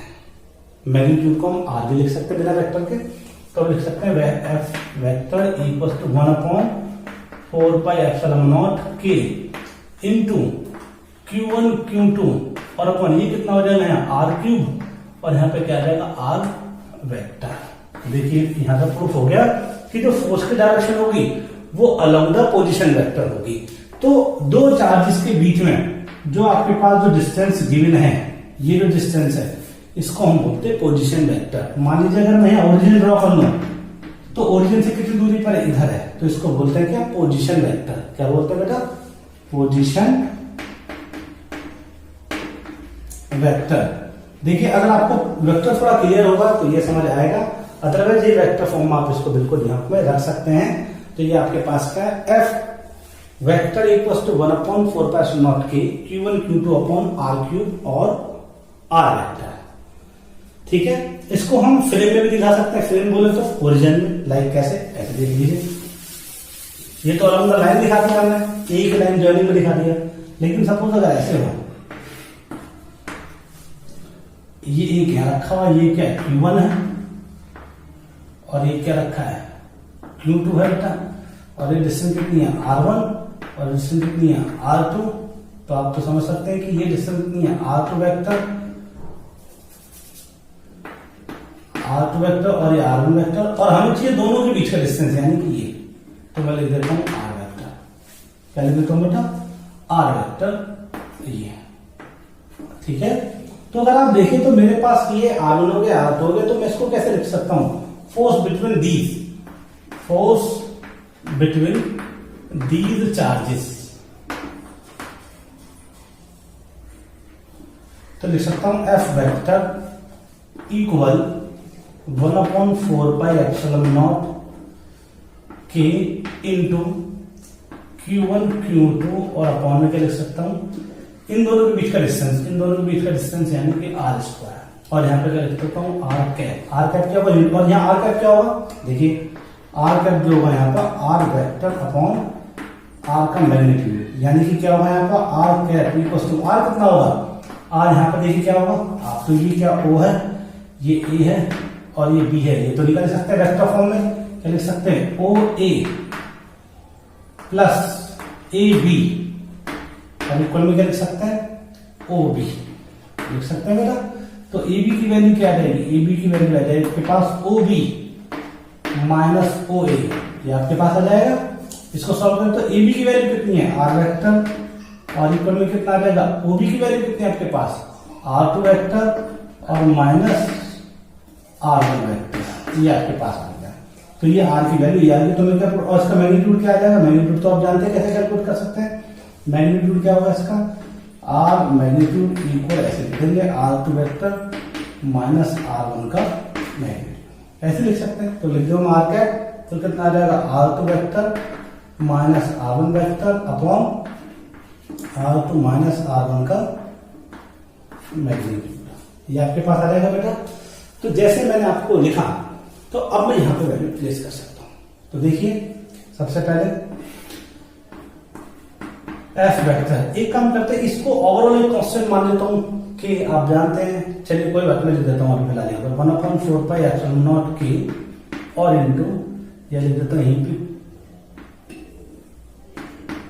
Q1 Q2 और अपॉन में क्या आ जाएगा आर यहाँ पे क्या है, आर है आपके पास ये मैग्नीट्यूड है, तो क्या लिख सकता हूं R2 माइनस R1 इंटू क्या लिख सकता हूं, ये लिख सकता हूं R2 vector minus R1 vector और अपॉन R2 माइनस R1 ये लिख सकता हूं, ठीक है। तो मैं लिख सकता हूं F वेक्टर इक्वल क्या लिख सकता हूं 1/4πε0 के इंटू Q1 Q2 और अपॉन में क्या आ जाएगा Q1 Q2 और ये क्या आ जाएगा अपॉन में R2 vector minus R1 vector की पावर 3 और इंटू में R2 vector minus R1 vector, sorry ये आपके पास आ जाएगा वैल्यू, ये मैंने आपके पास लिख दिया है। तो चाहो तो इसको मैं एक बार और यहाँ लिख देता हूँ, थोड़ा क्लियरली समझ आ जाएगा। तो इसका जो रिजल्ट बना वो क्या बना एफ वेक्टर इक्वल, तो क्या बचा Q1 Q2 अपॉन में 4πε0 के into R2 vector minus R1 vector upon R2 minus R1 का क्यूब, ये आपके पास आ जाएगा, ठीक है बेटा। तो ये आपके पास बन गया वेक्टोरियल फॉर्म, क्या बन गया वेक्टोरियल फॉर्म यानी कि वेक्टर की फॉर्म में, ओके। तो ये क्या है with the frame of reference, यानी कि हम लिख सकते हैं with the frame of reference, या ऐसे लिख सकते हैं विद रेस्पेक्ट टू ऑब्जर्वर, इसको ऐसे लिख देते हैं with respect to observer at origin, ठीक है बेटा। ये हमने आपके पास यहाँ लिख दिया, कोई दिक्कत। तो अब हम इसको आगे कंटिन्यू कर सकते हैं, और भी ऐसे बहुत सारे हो सकते हैं। मान लीजिए बहुत सारे चार्जेस हो 2 3 4 5 6। अब तुम जानते हो कि जो इनके बीच जो फोर्स है, एक बहुत इंपॉर्टेंट टर्म आने वाली है कि जो फोर्स होती है इसके बीच, चार्जेस के बीच में जो फोर्स होती है वो कभी भी पाथ पर डिपेंड नहीं करती है, वो किस पर डिपेंड करती है इनिशियल पॉइंट और फाइनल पॉइंट, इसलिए नाम यहाँ आ रहा है पहली पोजीशन और दूसरी पोजीशन। तो इसका मतलब जो पाथ पर डिपेंड करती है वो होती है नॉन कंजर्वेटिव, और जो पाथ पर डिपेंड नहीं करती है वो होती है कंजर्वेटिव। जो पाथ पर डिपेंड करती है वो होती है नॉन कंजर्वेटिव, और जो पाथ पर डिपेंड नहीं करती है यानी कि इनिशियल पॉइंट और फाइनल पॉइंट पर डिपेंड करती है वो होती है कंजर्वेटिव। तो यहाँ पर जो इलेक्ट्रोस्टैटिक फोर्स होती है वो कंजर्वेटिव फोर्स होती है। कैसी फोर्स होती है? Conservative force. तो मैं लिख देता हूं electric force electric force between charges is conservative in nature because it depends only initial point and final point. ठीक है, इनिशियल पॉइंट और फाइनल पॉइंट है और पाथ पर डिपेंड नहीं करते। अब जैसे मान लीजिए आपके पास यहाँ चार्ज रखा हुआ है Q1, Q2, Q3, Q4, Q5, Q6, Q7 और यहाँ पे एक चार्ज रखा है Q0। अब यहाँ पर फोर्स बतानी है तो फोर्स बता सकते हैं आप सब। तो इतनी सारी फोर्स कब आएंगे एक साथ? जब इतनी सारी फोर्स कब आएंगी तो इसको बोलते हैं superposition principle of Coulomb's law. क्या बोलते हैं? Superposition principle of Coulomb's. वो क्या होता है? सभी फोर्सेस को ऐड कर दीजिए। कैसे लाएंगे?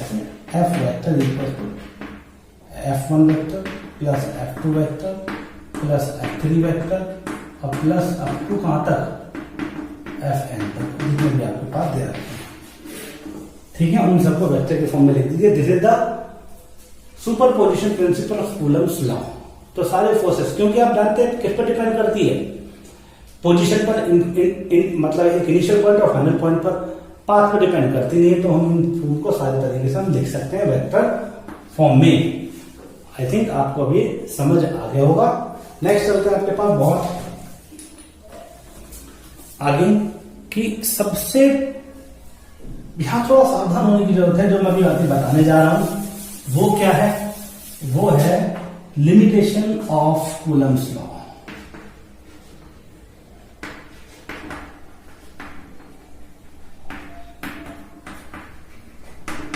Limitation of Coulomb's law. Limitation of Coulomb's law, limitation of Coulomb's law एक तो मैं पहले बता चुका हूं। देयर आर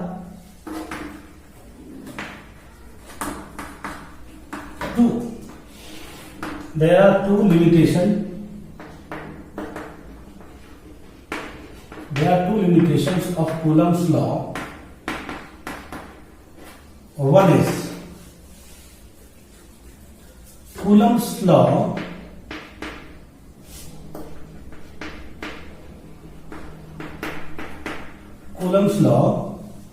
valid only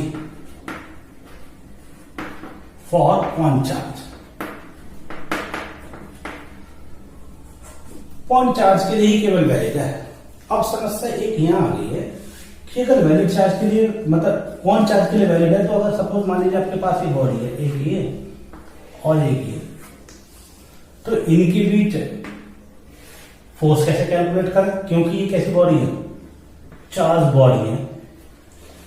और मैं पहले आपको बता चुका हूं, चार्ज बॉडी वो जिसका साइज होता है और पॉइंट बॉडी, पॉइंट चार्ज वो जिसका कोई साइज नहीं होता। तो अब हम यहां पर अगर मैं इसको लिखता हूं, ये प्लस है, कंडक्टिंग है, कैसी है? कंडक्टिंग। और समझ में सरफेस पे क्यों चार्ज है? क्योंकि कंडक्टिंग बॉडी के सरफेस पे ही चार्ज डेवलप होता है, इनर नहीं।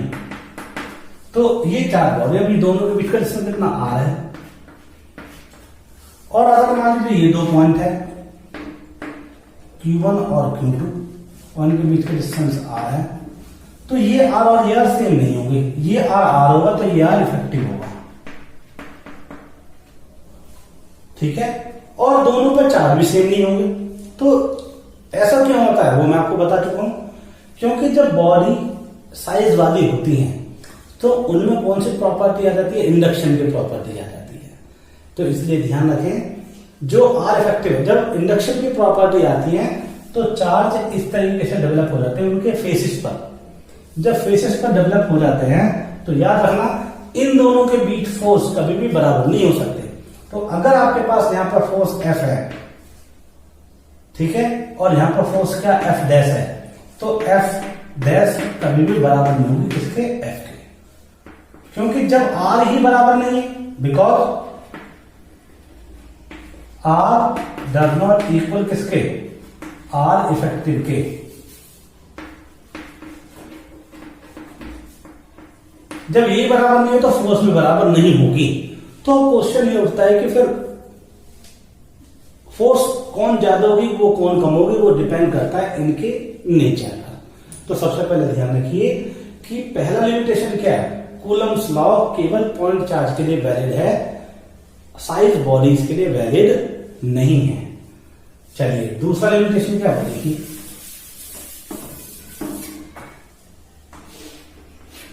सेकेंड लिमिटेशन क्या बेटा, चार्ज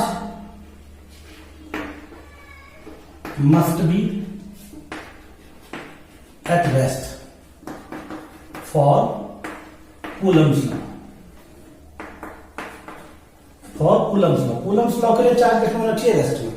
कैसे, अगर मान लीजिए एक चार्ज ये Q1 है और एक चार्ज का यहां पर Q2 और दोनों के बीच का सेपरेशन कितना R है और ये V1 से जा रहा है और ये यहां मूव भी कर रहा है V2 से, तो मूविंग की वजह से अगर चार्ज मूव करता है, if charge move then force between them is F equals to F electric plus F magnetic. F क्या होगी, मैग्नेटिक। तो चार्ज कैसा होना चाहिए, रेस्ट में होना चाहिए। अब मैं लिख दूं if charge is at rest, if charge is at rest then F magnetic equals to 0। तो फोर्स की वैल्यू क्या आ जाएगी, केवल इलेक्ट्रिक के बराबर आ जाएगी।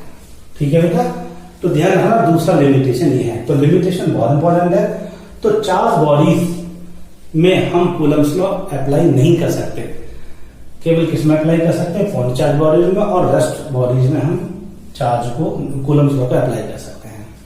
चलिए बेटा नेक्स्ट ये आप नोट कीजिए, एक एक पॉइंट ये तक की थी जो आपके पास थ्योरी थी। अब यहां पर न्यूमेरिकल्स हम कर सकते हैं इसी तरीके से। सुपरपोजिशन मैंने आपको बता दिया, सभी फोर्स का वेक्टर फॉर्म होना चाहिए। अब देखिए कैसे, अगर आपसे कोई न्यूमेरिकल पूछे तो सिंपल न्यूमेरिकल तो कोई भी कर देगा, लाइक जैसे चलिए मैं सिंपल भी ले लेता हूं और तब भी ले लेता हूं। जैसे question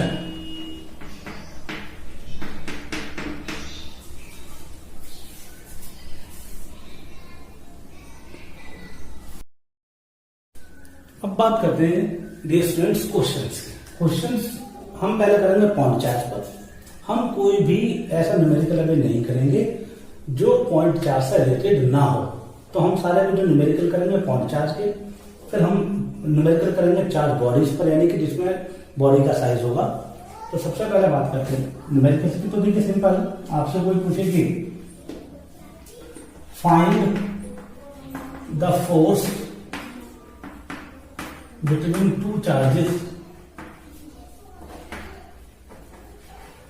between two charges which are separated by a distance 20 centimeter in air और गिवन है चार्ज की वैल्यू गिवन है Q1 equals to 3 microcoulomb and Q2 equals to 6 microcoulomb, ये आपको गिवन है। तो सॉल्यूशन बहुत इजी, देखिए सॉल्यूशन क्या कहता, अगर आपके पास दो चार्जेस हैं, दोनों चार्जेस का वैल्यू कितना है, Q1 कितना है 3 माइक्रोकूलम और Q2 कितना है 6 माइक्रोकूलम, और दोनों के बीच का डिस्टेंस कितना है 20 सेंटीमीटर। ठीक है, तो फोर्स तो आप कैलकुलेट कर सकते हैं। और यहाँ पे लिखा हुआ एयर में रखें, तो एयर में की वैल्यू क्या होती है 1, तो एफ की वैल्यू क्या होती है 1/4πε0k into Q1 Q2 upon are square. तो एफ निकाल सकते हैं 1/4πε0 इंटू Q1 कितना है 3 into 10 to power minus 6 into 10 to power minus 6 microcoulomb को कूलम में चेंज कर दिया और अपॉन आर क्या सेंटीमीटर में, तो उसको मीटर में कन्वर्ट कर लीजिए तो कितना आएगा, यानी कि 1/5 यानी कि 1 डिवाइडेड बाई 25। और इसकी जो वैल्यू होती है वो याद रखना कितनी होती है 9 इंटू 10 टू पावर 9 कितनी होती है 9 इंटू 10 टू पावर 9। तो एफ की वैल्यू कितनी आ जाएगी, अगर के नहीं होता है तो इसकी वैल्यू ये होती है, तो इसकी वैल्यू पुट कर दीजिए 9 इंटू 10 टू पावर 9 और इंटू में कितना आ जाएगा आपके पास 6%, ये आ जाएगा 150 यानी कि ये कितना रहेगा रिडक्शन है 450 और इंटू में कितना रहेगा 10 की पावर माइनस 12 10 की पावर माइनस 12 आ जाएगा। अब इसको सॉल्व करते आएगा एफ की वैल्यू कितना 9 0 9 45 9 36 और 40 और इंटू 10 की पावर माइनस 3। तो एफ की वैल्यू कितनी है, एफ की वैल्यू है 40 यानी कि 4.05 न्यूटन। ये आपके पास इसकी वैल्यू आ गई। ये तो बहुत आसान न्यूमेरिकल था, ठीक है, कुछ और भी न्यूमेरिकल ले सकते हैं। अब थोड़ा सा ये तो था दो चार्जेस के बीच में, अब बात करते हैं किसकी सुपरपोजिशन न्यूमेरिकल्स की। डियर स्टूडेंट्स, जैसे कि मैंने आपको पहला न्यूमेरिकल कराया, अब दूसरा न्यूमेरिकल सुपरपोजिशन बेस पे कराते हैं। तो देखिए कैसे, मान लीजिए क्वेश्चन है ऐसे, ये आपके पास एक स्क्वायर है और ये इसकी साइड x, ये x और ये भी x है। मान लीजिए यहाँ पे चार्ज Q है, यहाँ पर भी Q है और यहाँ पर भी Q है और यहाँ पर भी Q है। और आपसे बोलता है कि find the force at one corner due to other charges. तो मैं बता सकता हूं, देखिए क्या सॉल्यूशन, देखिए सॉल्यूशन क्या कहता है, सॉल्यूशन ये कहता है देखिए, क्योंकि फोर्स क्या होते हैं, जो दो चार्जेस के बीच फोर्स होती है वो हमेशा अलोंग द जॉइनिंग लाइन होती है। तो अगर आप देखें तो इन दोनों के बीच जो फोर्स होगी, अगर ये क्यू है ऐसे, तो इन दोनों की जो बीच फोर्स होगी वो होगी ऐसे, ये मान लीजिए ये कितनी है F1, ऐसी इन दोनों के बीच जो फोर्स होगी वो क्या होगी F2, और इन दोनों की जो बीच फोर्स होगी वो क्या होगी F2 होगी बेटा। तो अगर मैं इस कॉर्नर को देखता हूं तो इस कॉर्नर का जो फोर्स है वो ऐसे है, एक F1 मतलब F2 F1 और ये आगे F3। अगर मैं F1 की बात करता हूं तो F1 कितनी आती है, F1 आती है आपके पास F1 कौन सी बनी, ये वाली। तो इन दोनों के बीच का K Q square upon x square. अगर आप देखें तो इन दोनों के बीच भी अगर F1 ये है और इन दोनों के बीच फोर्स F2 है, तो ये F2 भी सेम ही रहेगी, होगी नहीं होगी, क्योंकि दोनों सेम है। लेकिन अगर डिफरेंट होगी तो ये वाली होगी, क्यों, इन दोनों के बीच की डिस्टेंस ये है, तो ये x और ये x, तो ये कितनी आ जाएगी x√2, ठीक है। तो इसका मतलब यहाँ पे जो F3 आएगा वो F3 आएगा कितना, K Q स्क्वायर अपॉन दोनों के बीच का डिस्टेंस यानी कि 2x स्क्वायर, ये आपके पास आया। तो क्योंकि सुपरपोजिशन लिखेंगे यूजिंग सुपरपोजिशन, तो हम क्या लिखेंगे F वेक्टर क्या होगा, F वेक्टर होगा F1 वेक्टर और प्लस F2 वेक्टर और प्लस F3 वेक्टर, ये होगा। तो सबसे पहले आप ये देखो, ये F1 और ये F2 है, F1 और F2 की अगर वैल्यू सेम होती है तो जो रिजल्टेंट होगा इनको वो बीच में ही आएगा। तो इसका मतलब मैं लिख सकता हूं इसको सॉल्व करके कि अगर मैं लिखना चाहूं तो F1 F2 का रिजल्टेंट निकालूंगा तो ये आएगा ऐसे, और ये आएगा अंडर F1 का स्क्वायर प्लस F2 का स्क्वायर, और इसके ऊपर क्या होगा F3 होगा अलोंग F3। तो F1 F2 क्या बराबर है, तो जो टोटल F आएगा वो कितना आएगा, टोटल F आएगा F1 √2 प्लस F3, ठीक है। क्यों, ये रोड जब सेम है तो F1 की जगह यहाँ F2 जगह F1 लो तो F1 बाहर लिख देंगे, तो F1 √2 प्लस F3 आ जाएगा। अब F1 की वैल्यू तो ये है और F3 की वैल्यू है, तो यहां पुट कर दीजिए। F1 F2 का तो समझ लिया, F1 √2 है तो लिख दीजिए एफ वेक्टर F1 कितना है, F1 √3 और प्लस F3 की वैल्यू कितनी है, F3 की वैल्यू है आपके पास F3 है, तो वैल्यू पुट कर देते हैं। पुट करें तो F की वैल्यू कितनी आ जाएगी, F1 की वैल्यू कितनी है बोली, K Q स्क्वायर अपॉन में X स्क्वायर √2 प्लस F3 की वैल्यू कितनी है, F3 की value K Q square upon में 2x स्क्वायर। इसको सॉल्व कर तो F की वैल्यू क्या कॉमन आ जाएगा, K Q स्क्वायर अपॉन में x स्क्वायर, तो ब्रैकेट में क्या बचेगा √2 प्लस 1 और अपॉन में ये बचेगा।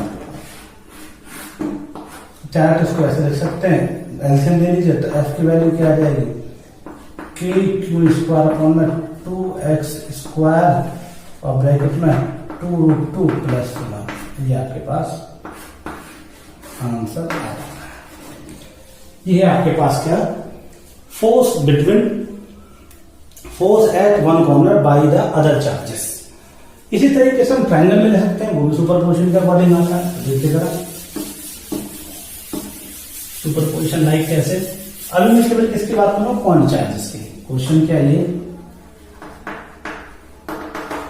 देखिए मान लीजिए आपके पास क्या है, एक पॉइंट ये है, ये आपके पास पॉइंट ये है और ये आपके पास पॉइंट है। ये आपके पास में Q और ये भी Q है और ये भी Q है। तो वो लिख देते हैं, find force at one corner by the other charges. तो बहुत सिंपल है। अब देखिए फोर्स में रखते हैं हमेशा अलोंग द लाइन ज्वाइनिंग, तो ये जो लाइन ज्वाइन कर दी है इसके अलोंग ही फोर्स होगी। तो ये मान लीजिए फोर्स कितनी है F1, ये फोर्स कितनी मान लीजिए, ये मान लीजिए F2। सपोज डिस्टेंस कितनी है x और ये भी क्या साइड x है, इक्विलेटरल ट्रायंगल है। तो आप जान सकते हैं कि ये एंगल कितने का 60 डिग्री का, तो एंगल भी कितना हुआ 60 डिग्री। तो यानी कि दो वेक्टर के बीच में एंगल कितना हुआ 60 डिग्री। तो सॉल्यूशन लिख सकते हैं आराम से। F1 क्या होता है, K Q square upon x square, और F2 भी क्या आ जाएगा, F2 भी सेम आएगा, K Q square upon x square. अब अगर मैं दोनों का फॉर्मूला निकालूंगा तो फॉर्मूला जानते हैं, F square equals to F1 square plus F2 square और plus 2F1 F2 cos 60 degree. तो वैल्यू पुट कर दे, F square equals to F1 square, F2 भी F1 है तो F1 square plus 2F1 square और इंटू 1/2। तो 2 से 2 कैंसिल आउट हो गया। तो F स्क्वायर किसका है, 3F1 स्क्वायर के। तो F किसके बराबर आया, √3F1। या तो यानी कि यहाँ पर जो F की वैल्यू आई है √3 और F1 की वैल्यू क्या है, सेम है। तो K Q स्क्वायर अपॉन में x स्क्वायर। ये आपके पास आंसर। ज्यादा की जाएगा पुट कर सकते हो, की जाएगा पुट कर सकते हो 1/4 पाई एप्सिलॉन नॉट। तो F की वैल्यू क्या रहेगी, √3 अपॉन में 4 पाई epsilon not into Q square upon में x स्क्वायर। बस ज्यादा ये लिख सकते हैं। तो ये आपके पास वैल्यू आ गई। अगर वो एयर में रखे हैं तो फिर आपके पास क्वेश्चन आ गए। थोड़ा सा अब और क्वेश्चंस की तरफ चलते हैं। क्वेश्चंस लाइक जैसे सपोज हम अगर इसी चैप्टर में थोड़ा सा मैकेनिक्स ऐड कर दें, मैकेनिक्स ऐड लाइक ऐसे। Dear students, now we can move on another question, very interesting and important question. देखिए, two identical beads each having a mass m and charge q. Two identical beads each having a mass m and charge q. When placed in a hemispherical bowl of radius r with frictionless non-conducting wall, the beads move and at a equilibrium. They are at a distance r, यानी distance r पर वो एक दूसरे से equilibrium में आ जाते हैं। Determine the charge on each Beed. देखिए ये आपके पास डायग्राम में गिवन है, आप क्वेश्चन देख लीजिए एक बार, फिर मैं आपको उसको सॉल्व करता हूं। तो इसको कैसे सॉल्व करेंगे, तो देखिए जरा, मैं इसको मिटा रहा हूं सॉल्यूशन के लिए।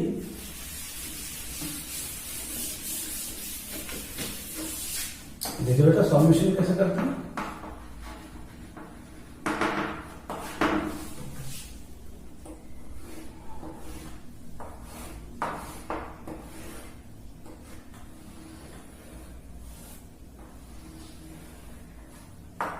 ये आपके पास है और ये आपके पास है, और ये पॉइंट, ये रेडियस, ये इसका सेंटर है बाउल का, और ये रेडियस आर, ये भी आर है, और इसका बाउल का रेडियस भी आर है। तो बेटा अगर मैं इसकी बात करूं तो ये तो फिक्स दिया पॉइंट, तो मुझे बॉल का चार्ज देगा, बॉल का मास भी गिवन है। डियर स्टूडेंट्स देखिए, अभी हमने आपको न्यूमेरिकल दिया, इस न्यूमेरिकल का हम सॉल्यूशन करते हैं। डायग्राम कुछ इस तरीके से था, मैं थोड़ा सा इसमें रफली ऐसे ड्रॉ कर लेता हूं समझाने के लिए। ये मैंने रफली ड्रॉ कर लिया। तो आप जानते हैं कि ये आपके पास एक ऑब्जेक्ट ऐसे था, मतलब चार्ज, और एक चार्ज यहां था। ये डिस्टेंस कितना आपके पास आर था, और ये इसका सेंटर था। ये लाइन ऐसे थी। तो आप जानते हैं कि अगर मैं टेंजेंट ड्रॉ करता हूं तो ये नॉर्मल रिएक्शन ऐसे आएगी। अगर ये एंगल देखिए, ये एंगल कितना थीटा, तो ये भी कितना होगा, थीटा होगा। यहाँ पर पेंडिकुलर ड्रॉ कर लीजिए। तो अगर आप देखें तो यहाँ पे किसका वेट आएगा, एम जी। ये थीटा पे ये भी क्या होगा, थीटा। तो इसका एन की कंपोनेंट ये वाला क्या आ जाएगा, एन साइन थीटा, और ये वाला क्या आ जाएगा, एन कॉस थीटा। ऐसे सिमिलरली यहाँ आएगा। अगर आप देखें तो ये भी थीटा, तो ये भी कितना होगा, थीटा, और ये भी क्या होगा, एन होगा। तो ये वाला क्या होगा, एन कॉस थीटा, और ये वाला क्या होगा, एन साइन थीटा, और ये क्या होगा इसका एन जी। ठीक है, तो अब ये कम कर सकते हैं। अब इसमें हम कोई भी एक का एफबीडी बना सकते हैं, इसका लो चाहे इसका लो। तो हम किसी एक को ले लेते हैं। देखिए यहाँ ध्यान से, अगर आप देखें तो यहाँ पर ये क्या आपके पास एन कॉस थीटा, जो किसके इक्वल आ जाता है, एम जी के, और ये रिपल्सिव फोर्स, इन दोनों में आपस में ऐसे फोर्स लग रही है, तो एन साइन थीटा किसके इक्वल आ जाता है, ये आ जाता है कि इन दोनों के बीच का force Q square upon distance का दोनों के बीच का आर स्क्वायर, और के क्या होता है 1/4πε0 into q square upon are square. तो इसका मतलब एन कॉस थीटा किसके इक्वल आ गया आपके पास, एम जी के, और एन साइन थीटा किसके इक्वल आया, 1/4πε0 q square upon are square. तो ये इक्वेशन 1 और ये इक्वेशन 2 दोनों को डिवाइड कर सकते हैं। अगर डिवाइड करें तो क्या आएगा आपके पास, sine N sine theta upon N cos theta equal q square upon में 4πε0 r square m g. N से एन कैंसिल तो कितना है, टेन थीटा, टेन थीटा कितना आ जाएगा, क्यू स्क्वायर अपॉन में 4πε0 आर स्क्वायर एम जी। अगर ट्राइंगल पे जाए तो ये आर है, ये भी आर है, ये भी आर है, तो एंगल कितना 60 डिग्री, तो थीटा कितना हुआ 30 डिग्री। तो मैं लिख सकता हूं tan 30, और tan 30 को लिखे तो 1/√3, तो 1/√3 इक्वल क्यू स्क्वायर अपॉन में 4πε0 आर स्क्वायर एम जी। तो क्यू इक्वल कितना आ जाएगा, 4πε0 आर स्क्वायर एम जी, और अपॉन में √3 की पावर 1/2। ये आपके पास आंसर आ गया। ठीक है, इस आंसर को नोट कर लीजिए, आगे से बहुत सारे क्वेश्चन देते रहेंगे। ये आपके पास इलेक्ट्रिक फोर्स का सेक्शन हम खत्म कर रहे हैं इलेक्ट्रोस्टैटिक के पहले पार्ट में।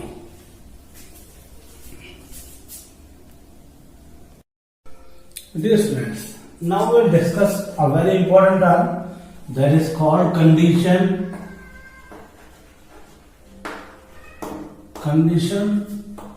of equilibrium.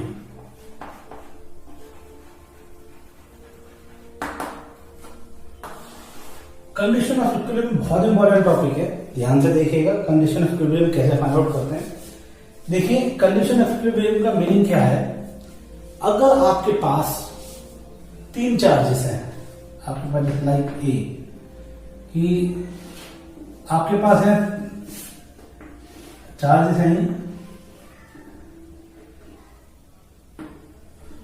ये आपके पास चार्जेस क्या है Q1, ये आपके पास क्या है Q2, और एक चार्ज है रखा हुआ सेंटर, ये है Q3, ये भी पॉजिटिव है, ये भी पॉजिटिव है और ये भी पॉजिटिव है। अगर ये पॉजिटिव है तो इसकी दो कंडीशन, ये मिड पॉइंट पर रखा हुआ, मिड पॉइंट का मतलब है ये इक्विलिब्रियम कंडीशन है, क्या ये इक्विलिब्रियम है। लेकिन अगर मैं बोलूं कि इस चार्ज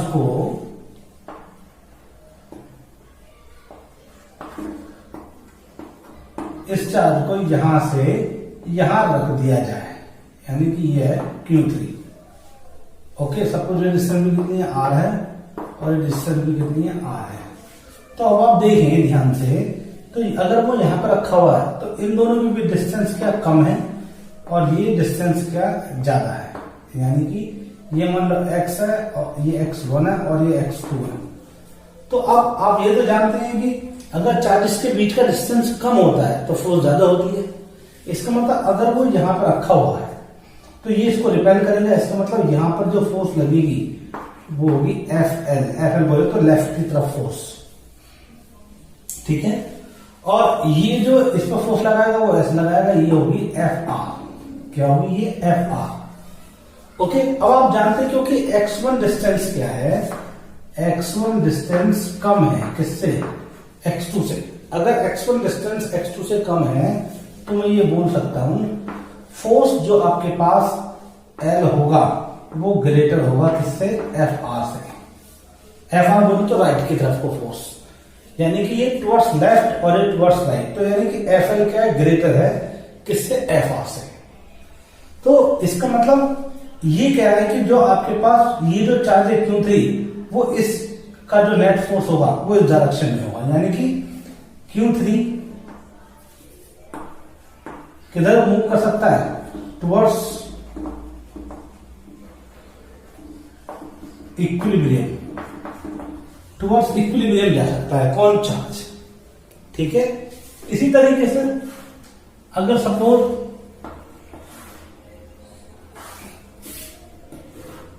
अगर मान लीजिए कि यहां पर ये Q1 है और ये यहां पर क्या है Q2 है और ये Q3 यहां पर रख दिया जाए, तो अब ये डिस्टेंस क्या हो गया x2 और डिस्टेंस क्या हो गया ये x1, ये अब x2 हो गया और ये x1 हो गया। तो इस कंडीशन में क्या होगा, इस कंडीशन में देखो तो ये वाला जो फोर्स है ये राइट होगा और ये फोर्स इस पर लगाएगा तो ये लेफ्ट हुआ। तो इसका मतलब क्या हो कि x2 लेस देन है किससे, x1 से। अगर x2 लेस देन x1 से तो इसको मैं बोल सकता हूं कि ये आपके पास FL क्या होगा, FL ये आपके पास x2 बहुत कम है तो FL क्या होगा आपके पास, तो ये x2 आपके पास लेस देन ये x1 आ गया। तो इसका मीनिंग ये हुआ कि आपके पास अगर x1 ज्यादा हो गया तो FL कम हो जाएगा और x2 अगर कम हो गया तो FR ज्यादा हो जाएगा। तो यहां पर क्या हुआ, FL कम हुआ है, तो इसका मीनिंग ये हुआ कि अब आपके पास FR ज्यादा हो गया, तो इसका मतलब Q3 अब किधर मूव करेगा, टुवर्ड्स राइट। तो इसका मतलब अगर आप देखें तो अभी भी नाउ डायरेक्शन टुवर्ड्स इक्विलिब्रियम। तो इसका मीनिंग क्या हुआ कि यहां पर कंडीशन ये हो चाहे कंडीशन ये हो, दोनों कंडीशंस में अगर देखें तो कोई ना कोई फोर्स ऐसी है जो पार्टिकल को यानी चार्ज पार्टिकल को वो इक्विलिब्रियम में पोजीशन में लाने की कोशिश कर रही है। तो इसलिए इसको हम पूरे को बोलते हैं स्टेबल इक्विलिब्रियम। क्या बोलते हैं इसको, स्टेबल इक्विलिब्रियम। इसका मतलब ये बोल सकते हैं अगर दो चार्ज क्वांटिटी में और तीसरा चार्ज बीच में रखा है, चाहे उसे राइट में ले जाओ चाहे उसे लेफ्ट में ले जाओ, this is the condition of stable equilibrium. याद रखना जो आपके पास Q1 Q2 को मिलाने वाली लाइन है उसी के अलाउंड डिस्प्लेस करना है। तो अगर ऐसी कंडीशन आती है और चार्ज तीनों पॉजिटिव हों तो वो क्या हो गया आपके पास, स्टेबल इक्विलिब्रियम। नेक्स्ट कंडीशन, अब कंडीशन 2 की बात करते हैं। अगर मान लीजिए आपके पास ये है चार्ज, ये Q1 और एक आपके पास Q2। तो अगर ये चार्ज मिड में रखा हुआ है Q3 और पॉजिटिव है, कैसा बेटा, पॉजिटिव, तो इसको आप कहां लेके जाइए, ऊपर। अगर आप इस चार्ज को यहां लेके आएंगे तो ये Q3 यहां पर आपके पास आया, तो अगर आप देखें तो यहां पर फोर्स ऐसे लगेगा और यहां पर फोर्स ऐसे लगेगा क्योंकि रिपेल करेगा, और ये एंगल थीटा होगा, तो ये भी क्या होगा, थीटा होगा। और इसके दो कंपोनेंट डिवाइड कर सकते हैं। तो अगर आप देखें तो ये क्या F1 और ये क्या F2। तो अगर आप देखें ये थीटा, तो यानी कि ये लाइन भी ऐसे ही, तो ये भी आपके पास थीटा होगा, तो ये थीटा हो जाएगा आपके पास, ये थीटा है 90 थीटा, तो ये भी क्या रहेगा आपके पास, थीटा हो जाएगा। ठीक है, तो इसका मीनिंग ये हुआ कि जो इसके जो हॉरिजॉन्टल कंपोनेंट होंगे, क्या होंगे, हॉरिजॉन्टल कंपोनेंट। तो हॉरिजॉन्टल कंपोनेंट तो क्या होंगे, 0 होंगे। ठीक है, अगर हॉरिजॉन्टल कंपोनेंट 0 होंगे तो इसका मीनिंग ये हुआ कि यहां पर जो फोर्स, ये Q1 था, ये Q2 था और ये Q3 को यहां पर लेकर गए, तो दोनों का जो रिजल्टेंट आया वो कैसे आएगा, ऊपर की तरफ को। तो सिग्मा एफ वाई 0 नहीं होगा, कहां होगा, वो अपवर्ड होगा। ये होगा सिग्मा एफ वाई 0 नहीं होगा, जबकि सिग्मा एफ एक्स 0 होगा।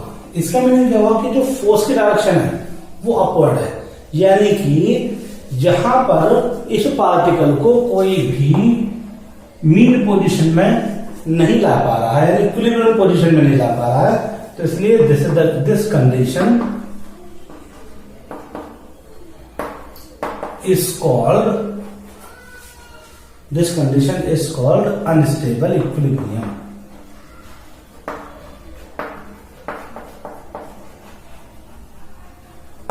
Unstable equilibrium.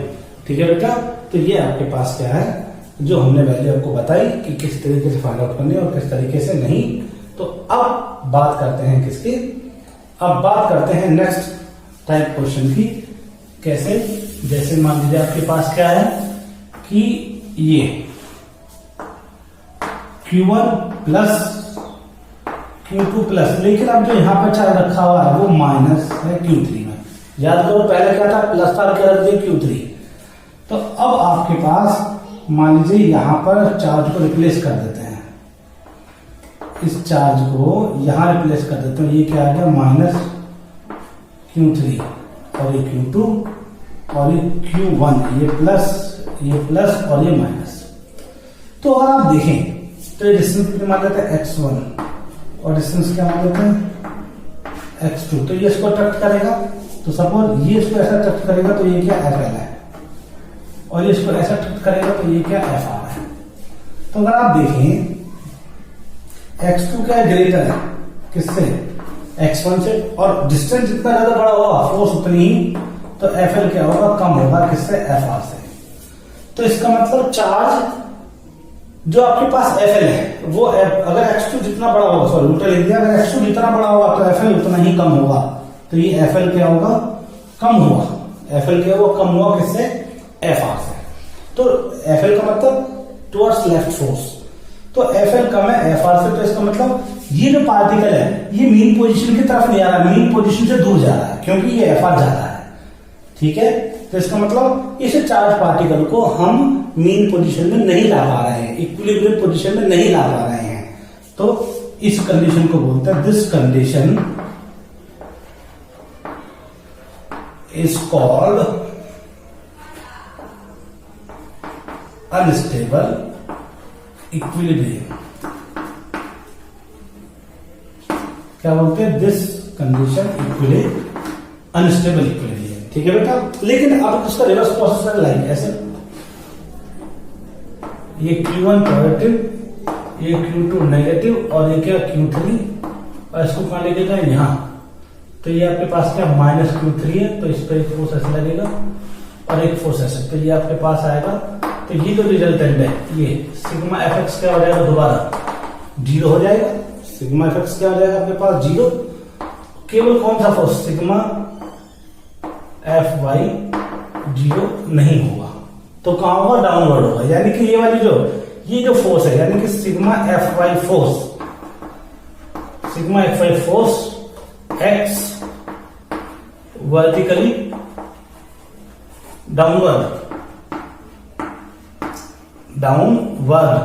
And try to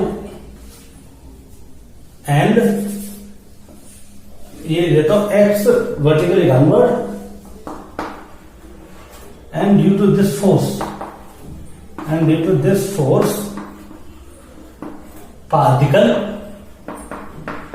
कौन, Q3, particle minus Q3 can be return its equilibrium position। तो इसको हम क्या बोलते हैं, स्टेबल इक्विलिब्रियम। क्या बोलते हैं, स्टेबल इक्विलिब्रियम। तो मैं आपको सिंपल सा ये आपको समझना है कि कौन सी कंडीशन इक्विलिब्रियम की है और कौन सी कंडीशन अन इक्विलिब्रियम की है, सॉरी कौन सी कंडीशन स्टेबल है और कौन सी कंडीशन अनस्टेबल है।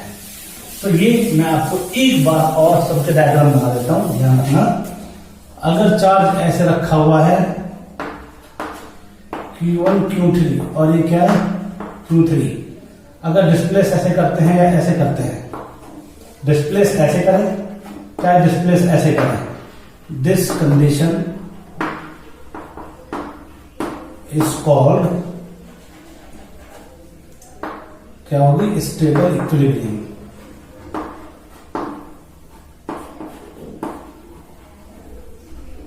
ये पहले कंडीशन। दूसरा, और तीनों पॉजिटिव होनी चाहिए।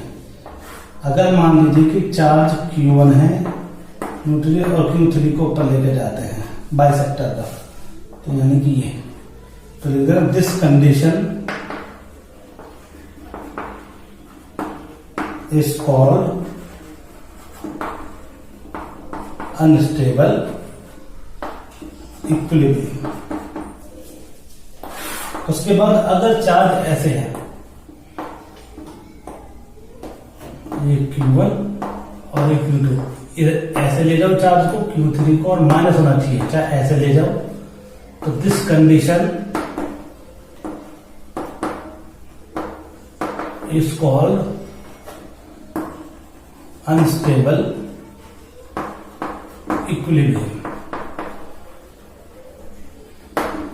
ठीक है, ये 3 है। और अगर 4 में नेगेटिव चार्ज ही होता है, ये Q1, ये Q2, ये प्लस, ये प्लस, ये प्लस, ये प्लस, ये माइनस है, और मिड पॉइंट से कहां लेकर जाते हैं, यहां माइनस Q3। तो फोर्स यहां आएगी, यहां फोर्स कहां आती है, ऊपर की तरफ, और यहां फोर्स आएगी नीचे। तो लिख देंगे दिस कंडीशन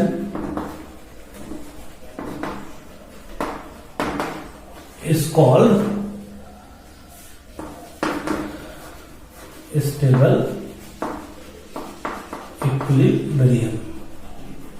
ये आप ध्यान रखिएगा, ठीक है, अच्छे से ध्यान रखिएगा। अगर कहीं ये आ गया और आपने क्वेश्चन सॉल्व कर दिया, लेकिन आपसे पूछा केवल क्या गया है, कंडीशन स्टेबल होगी या अनस्टेबल होगी, और आप नहीं बता पाए, तो ये गलत है। तो इसलिए आप इसको अच्छे से देखिए, 2 बार पढ़िए, और अगर नहीं समझ आता तो 3 बार मुझसे पूछिए। नहीं तब भी समझ आता है तो आप कॉल कर सकते हैं, डिस्कस कर सकते हैं मुझसे, व्हाट्सएप पर अपनी प्रॉब्लम सेंड कर सकते हैं। Thank you very much. अब हम इस पर क्या करते हैं, न्यूमेरिकल लेते हैं। डियर स्टूडेंट्स, यहां मैंने एक क्वेश्चन लिखा है, और क्वेश्चन बहुत ही अच्छा कॉन्सेप्ट पर बेस्ड है, जो मैंने अभी आपको बताया, इक्विलिब्रियम अनस्टेबल होगा, स्टेबल होगा। तो देखिए यहां लिखा हुआ है, 2 small charges with equal positive charges Q, each fixed apart a distance to r. Another small charged particle having a charge Q lies between the fixed charges. Show that पहला question, for small displacement along line joining the fixed charge the middle charge execute SHM if it is positive. ठीक है, हमें show करना है कि अगर उसका छोटा सा डिस्प्लेसमेंट करते हैं अलोंग द लाइन ज्वाइनिंग तो वो SHM करेगा, लेकिन कंडीशन है कि चार्ज की वैल्यू कैसी होनी चाहिए, positive. Second condition, small lateral displacement it execute SHM if it is negative. अगर वो नेगेटिव मतलब एक बार चार्ज की वैल्यू पॉजिटिव और एक बार चार्ज की वैल्यू नेगेटिव है। Third, compare the frequencies in 2 cases, यानी 2 केसेस में कंपेयर करने फ्रीक्वेंसी को। देखिए क्वेश्चन बहुत आसान है अगर आपको कॉन्सेप्ट याद है। कॉन्सेप्ट मैंने भी आपको थोड़ी देर पहले बताया था। चलिए चलते हैं। सबसे पहले आप एक बात ध्यान रखिए, SHM केवल वहीं पर होता है जहां पर कोई एक ऐसी फोर्स होती है जो उसको इक्विलिब्रियम में पोजीशन में लाने की कोशिश करती है। अब मैंने भी आपको थोड़ी देर पहले बताया था कि किस कंडीशन में कोई भी फोर्स थर्ड चार्ज पार्टिकल को उसके इनिशियल पोजीशन में लाने की कोशिश करते हैं, वो देखते हैं, मैं आपको बताता हूं। चलिए क्वेश्चन याद रखिएगा, क्योंकि बोर्ड पे जगह कम है तो इसलिए आप लोगों को क्वेश्चन याद रखना है। सॉल्यूशन मैं आपको यहां कर रहा हूं, तो देखिए सॉल्यूशन क्या है। सॉल्यूशन किसका, पहले का। पहले में आपसे बोला है कि 2 चार्ज हैं, इक्वल चार्ज है Q और ये भी Q। ये काम भी थोड़ा सा और बना लेते हैं कि 2 चार्ज हैं आपके पास, ये भी आपके पास Q है और ये भी आपके पास Q है, और एक थर्ड चार्ज अगर Q क्या पॉजिटिव, Q क्या है अगर पॉजिटिव, तो मैंने आपको कंडीशन बताई थी कि अगर मैं इसको सपोज यहां लेकर जाता हूं, तो अगर मैं इसको यहां लेकर जाता हूं तो देखिए जरा ध्यान से, ये इसका मीन पोजीशन है। तो अगर वो यहां आ गया है Q, तो इस पर एक फोर्स लगेगा ऐसे, वो होगा F1, और इस पर यहां से एक फोर्स लगेगा ऐसे, ये होगा F2। ठीक है, जब वो यहां आ गया तो इन दोनों के बीच का डिस्टेंस कितना है, 2R है, तो ये भी कितना हो गया R, और ये भी कितना हो गया R हो गया। और मैंने डिस्प्लेस सपोज कितना कर दिया, यहां से यहां तक X डिस्प्लेस कर दिया। तो इसका मीनिंग क्या हुआ कि ये जो डिस्टेंस है ये R है, ये यहां से यहां तक कितना आपके पास, ये मैंने यहां से यहां तक कितना डिस्प्लेस किया X, तो ये डिस्टेंस कितना बचा आपके पास R माइनस X। ठीक है बेटा, तो अगर आप ध्यान से देखें तो F1 इसने इधर लगाया, ये इधर कितने लगाया, F2 अप्लाई करेगा। कितने अप्लाई करेगा, F2। ध्यान से देखिएगा सब लोग। अगर आप ध्यान से देखें तो Q ने इस पर F1 लगाया है।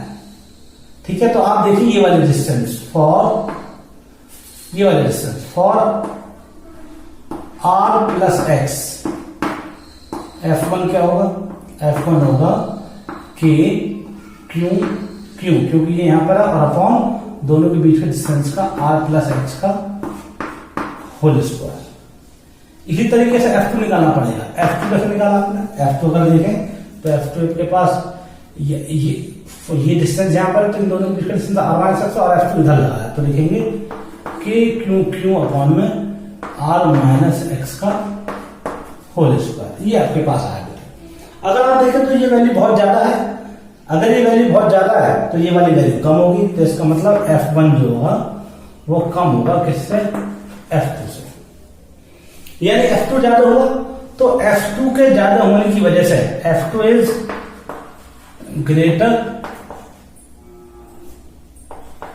Greater than F1। तो अगर F2 ग्रेटर है F1 से, तो इसका मतलब ये चार्ज पार्टिकल अपने ओरिजिनल पोजीशन में आ सकता है। इसका मतलब इस फोर्स को मैं ये दिखा सकता हूं, ये क्यों है, और अगर ये क्यों है और चार्ज पार्टिकल है, तो वो ये मीन पोजीशन की तरफ एक डायरेक्शन है। तो इसका मतलब ऐसी जब वो यहां आएगा तो यहां पे एक मीन पोजीशन की तरफ, तो यानी कि वो ऐसे SHM करता रहेगा, तो कभी इधर जाएगा कभी इधर जाएगा। ठीक है, तो वो क्या करेगा, यहाँ SHM पॉसिबल है। SHM क्या होगा, पॉसिबल है, और ये कंडीशन कौन सी है, स्टेबल इक्विलिब्रियम। कौन सी कंडीशन? Stable equilibrium. तो यानी कि हम ये कह सकते हैं SHM कर सकता है। तो पहला क्वेश्चन हमारे पास बिल्कुल सही है कि SHM कर सकता है, हमने प्रूफ कर दिया। दूसरी कंडीशन मानिए, अगर मैं दूसरी कंडीशन मानता हूं कि चार्ज को यहां रख दिया, मतलब ये तो फिक्सिड है, और चार्ज को कहां रख दिया? यहां पर रख दिया -Q। तो इसका मतलब ये इसको ऐसा टच करेगा, ये इसको ऐसा टच करेगा, तो इसका मतलब ये वाला फोर्स और ये वाला फोर्स, ये तो क्या हो जाएगा? सिग्मा FX 0 हो जाएगा। जबकि ये वाला फोर्स यानी कि ये भी मीन पोजीशन की तरफ है, तो सिग्मा FY 0 नहीं होगा। तो इसका मीनिंग क्या हुआ कि यहाँ पर फोर्स नीचे की तरफ है, और समझ गए? फोर्स का यहाँ पे नीचे की तरफ है। अगर फोर्स यहाँ पे नीचे की तरफ है तो यानी कि यहाँ भी कंडीशन क्या है? आपको पार्टिकल इनिशियल कंडीशन में आ सकता है बाय दिस फोर्स। तो ये भी कैसी कंडीशन है? Stable equilibrium. इसका मतलब ये भी स्टेबल इक्विलिब्रियम है, तो यानी कि ये भी क्या कर सकता है? SHM पॉसिबल है। क्यों? अगर मान लीजिए वो यहां आएगा नीचे, तो फिर क्या होगा? फिर दोबारा ऊपर, तो ये ऊपर नीचे ऐसे मूव करता रहेगा। तो चाहे वह पार्टिकल को यहां रख कर देख लो, चाहे यहां रख कर देख लो, तो फोर्स की डायरेक्शन हमेशा कहां मिलेगी? मीन पोजीशन की तरफ। तो पार्टिकल यहां रखा हुआ हो चाहे पार्टिकल यहां रखा हुआ हो, हमेशा वो उसको मीन पोजीशन की तरफ ले जाने की कोशिश करता रहेगा। अब ये तो हो गया कि हाँ भी SHM होगा, लेकिन SHM को प्रूफ करने के लिए SHM की कंडीशन को भी प्रूफ करना पड़ता है। अब वो क्या होती है? वो होती है F directly proportional to -X। क्या होती है? F directly proportional to -X। अगर फोर्स डिस्प्लेसमेंट के माइनस डायरेक्टली प्रोपोर्शनल आती है तो SHM प्रूफ हो जाता है। तो अब ये तो हमने थ्योरेटिकली बता दिया, अब प्रूफ भी करके देख लेते हैं। किसी एक को प्रूफ कर लेते हैं, इसको मिटा देते हैं। चलिए चलते देखिए, आइए यहां देखिए क्वेश्चन में लिखा हुआ भी है, पहले जो पढ़ेंगे ध्यान तो उसमें लिखा हुआ है कि x बहुत छोटा है किससे? R से। x क्या बहुत छोटा है? R से। तो अब यहां देखिए ये F1 है, F1 क्या है? कम है, F2 क्या है? ज्यादा। तो लिख सकते हैं F equal F2 minus F1। F की वैल्यू कितनी है? F2 कितना है? यहां से कॉमन आ जाएगा KQ, कुछ कॉमन आया KQ, और अपन में कितना है? 1/r प्लस x का होल स्क्वायर और r माइनस x का होल स्क्वायर और r प्लस x का होल स्क्वायर। ये आपके पास आ रहा है। इसको सॉल्व करते हैं। F इक्वल टू कितना आ जाएगा? KQ, और ये कितना आ जाएगा आपके पास? r square minus x square का होल स्क्वायर, और यहाँ पे इसको लिखें तो कितना आ जाएगा? इसको ओपन करो तो r स्क्वायर कट जाएगा, तो ये क्या बचेगा? इसको ओपन करो तो कितना आ जाएगा? ये आपके पास आएगा a square plus b square minus 2ab। तो यानी कि आएगा 2rx और प्लस 2rx, ये आपके पास आएगा। तो इसको सॉल्व करो, और x को क्या है? x यहाँ पे बहुत छोटा है r से, तो इस वाले टर्म को क्या कर सकते हैं? नेगलेक्ट। क्या कर सकते हैं? नेगलेक्ट, क्योंकि कंडीशन गिवन है।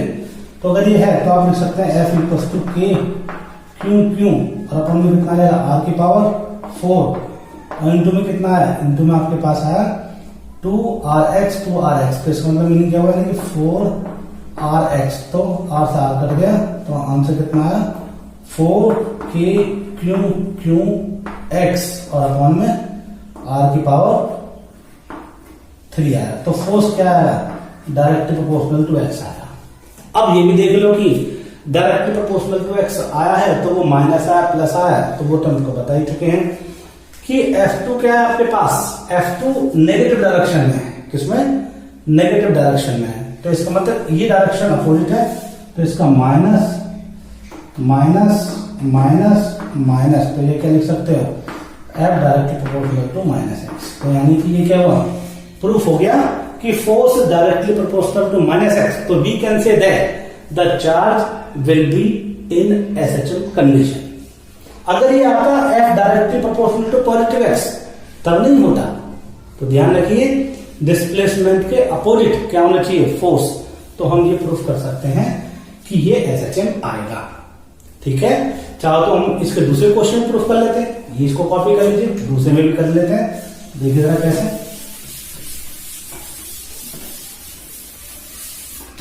देखिए हमने आपको बताया कि ये आपके पास क्या है? एक चार पार्टिकल, ये क्या? +Q, ये +Q, और ये यहां पर है -Q। फोर्स का लग रहा है ऐसे और फोर्स का लग रहा है ऐसे, ठीक है बेटा। ओके, अगर ये एंगल कितना है, मान लीजिए ये कितना, ये डिस्टेंस कितना r है, मान लीजिए गिवन है और ये डिस्टेंस भी r है और डिस्टेंस x है, x का ये ऊपर की तरफ, ठीक है ना। तो आप देखिए कि फोर्स हमें ये प्रूफ करना है। अगर ये प्रूफ हो गया तो समझ लीजिए हमारा आंसर आ जाएगा। तो अगर फोर्स के कंपोनेंट डिवाइड कर तो कर सकते हैं। ये एंगल थीटा मान लेते हैं तो ये एंगल भी क्या होगा, थीटा। तो ये फोर्स की ये आ गया आपके पास F cos थीटा और ये भी क्या आ गया F cos थीटा, ठीक है। जबकि नीचे वाले कंपोनेंट क्या है, नीचे वाले कंपोनेंट आएंगे F sin थीटा और प्लस F sin थीटा। आएगा बताइए, ठीक है। ये आपके पास हमारे पास कंपोनेंट आ गए हैं। तो ये आपके पास F sin थीटा है। तो ये आया F y कहा है, नीचे की तरफ है, तो मैं लिख सकता हूं -2F sin थीटा, क्योंकि आप जानते हैं एरो का साइन नीचे आ रहा है तो नेगेटिव एक्स एक्सिस है। तो ये आपके पास आ गया। तो अब F की वैल्यू क्या होगी, F की वैल्यू क्या होगी, इन दोनों के बीच का फोर्स K Q और अपॉन ये डिस्टेंस कितना x और ये कितना r, तो ये वाली डिस्टेंस तो निकल ही सकती है। ये डिस्टेंस कितनी निकल जाएगी, √r² प्लस x²। और यहाँ पे क्या है, साइन थीटा और साथ में क्या चल रहा है, माइनस। तो अब इसको यहाँ आइए, इसको सॉल्व करते तो कितना आएगा, F = -KQ अपॉन में r² प्लस x² की पावर 1/2 इंटू साइन थीटा। अब लिखेंगे फ्रॉम फिगर साइन थीटा क्या हो जाएगा, साइन थीटा क्या हो जाएगा, साइन थीटा हो जाएगा परपेंडिकुलर अपॉन हाइपोटेनियस। तो परपेंडिकुलर कितना है, x और हाइपोटेनस कितना हो गया, ये वाला बोले तो ये कितना है, r² प्लस x² की पावर 1/2। अच्छा बेटा एक चीज देखें, क्योंकि इसका होल स्क्वायर करेंगे तो ये कैंसिल आउट हो जाएगा, ठीक है। ये आपके पास आया है। सॉल्व करते हैं इसको, यहां वैल्यू पुट कर देते हैं। Now F = -KQ upon r² plus x² और इनटू में कितना है बेटा, साइन थीटा की value x upon r² plus x² की पावर 1/2। यार ये देखो तो ये 3/2 हो जाएगा। तो f की वैल्यू कितनी है, -KQ x और अपॉन में कितना है, r² प्लस x² की पावर 3/2। कंडीशन पुट कर दो, x का बहुत छोटा है यहां से, तो x² को क्या कर दो, नेगलेक्ट, क्या कर दीजिए, नेगलेक्ट। तो f की वैल्यू कितनी आएगी, f की वैल्यू आ जाएगी KQ अपॉन में कितना आएगा, इसको स्क्वायर करें तो कितना आएगा, x के स्क्वायर यानी कि r की पावर 3 और x, और वो भी किसमें, माइनस में। तो फोर्स क्या है, डायरेक्टली प्रोपोर्शनल माइनस है। This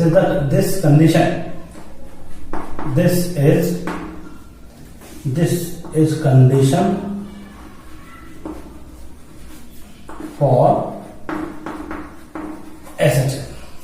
this is condition for SHM। तो अगर मान लीजिए F directly proportional to -x नहीं आता तो ये SHM नहीं होता।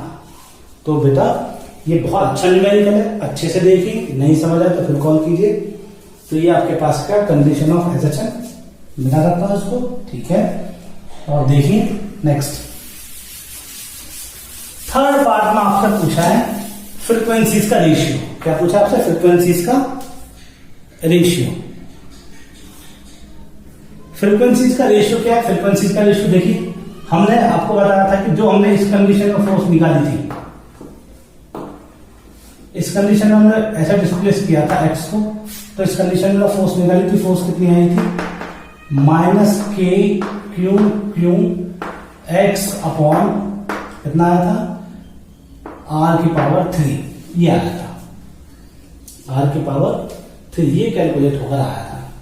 अब अगर SHM कंडीशन जानते हो तो F का फॉर्मूला लगता है m⍵² x, अब वो भी किसमें, माइनस में। तो यहां पर कर दीजिए, तो आ जाएगा -m⍵² x = -KQ अपॉन में r की पावर 3। तो इसमें कैंसिल आउट करेंगे तो क्या आएगा आपके पास, ये x क्या हुआ, कैंसिल, माइनस से माइनस कैंसिल, ओमेगा की वैल्यू कितनी है, √, के क्यू क्यू अपॉन में कितना है बेटा, ये आपके पास आया एम आर क्यू। ये आपके पास फ्रीक्वेंसी क्या होता है, फ्रीक्वेंसी होती है 2πn ओमेगा का फॉर्मूला। तो आप इसको लिख सकते हैं, इसमें n1 मान सकते हैं तो लिख सकते हैं n1 इक्वल टू कितना आया 1/2π अंडर रूट कितना आया बेटा के क्यू क्यू। और सॉरी ऊपर 4 भी आया था इस वाले क्वेश्चन में, है 4 भी था, तो यहाँ पर 4 था कैलकुलेशन में, तो ये आपके पास 4 भी था और ये आपके पास 4 के क्यू क्यू, ये 4 भी था आपके पास कैलकुलेशन में। अगर आप पीछे देखें कैलकुलेशन में तो आपके पास आया 4 Q Q upon M R Q, ये आपके पास आई पहले फ्रीक्वेंसी। जबकि दूसरे वाले फॉर्मूले में हमारे पास क्या आया था, दूसरे वाले फॉर्मूले में हमारे पास आया था F equals to 2 K Q Q X upon R की पावर 3, ये आया था। अब वो भी माइनस में, यहाँ भी एक्टिव वैल्यू क्या हो जाएगी minus M omega square X, value put करें तो ओमेगा यहाँ भी कितना आ जाएगा अंडर रूट कितना है ओमेगा की value 2 K Q Q upon में एम आर क्यू, ये आया था। और फ्रिक्वेंसी कितनी आई थी, ये m2 मान लेते हैं 1/2π और अंडर रूट में कितना है 2 K Q Q upon M R Q, ये आपके पास फ्रिक्वेंसी है। अब दोनों फ्रिक्वेंसी का रेशियो निकालना था, तो n1 अपॉन n2, तो सब तो कैंसिल आउट हो जाएगा, तो क्या बचेगा अंडर रूट 4/2 यानी कि 2 to the 4, तो n1 upon n2 equal to root 2 इसका आंसर है। और टाइम पीरियड का रेशियो की n का फॉर्मूला क्या होता है 1/t, तो t2 अपॉन में t1 इक्वल टू कितना है रूट 2 आंसर है। ये टाइम पीरियड का रेशियो हो गया। ठीक है, आई होप आपको ये समझ आया होगा। Thank you very much. ऐसे आपको और भी क्वेश्चन आएंगे, आगे चलते हैं।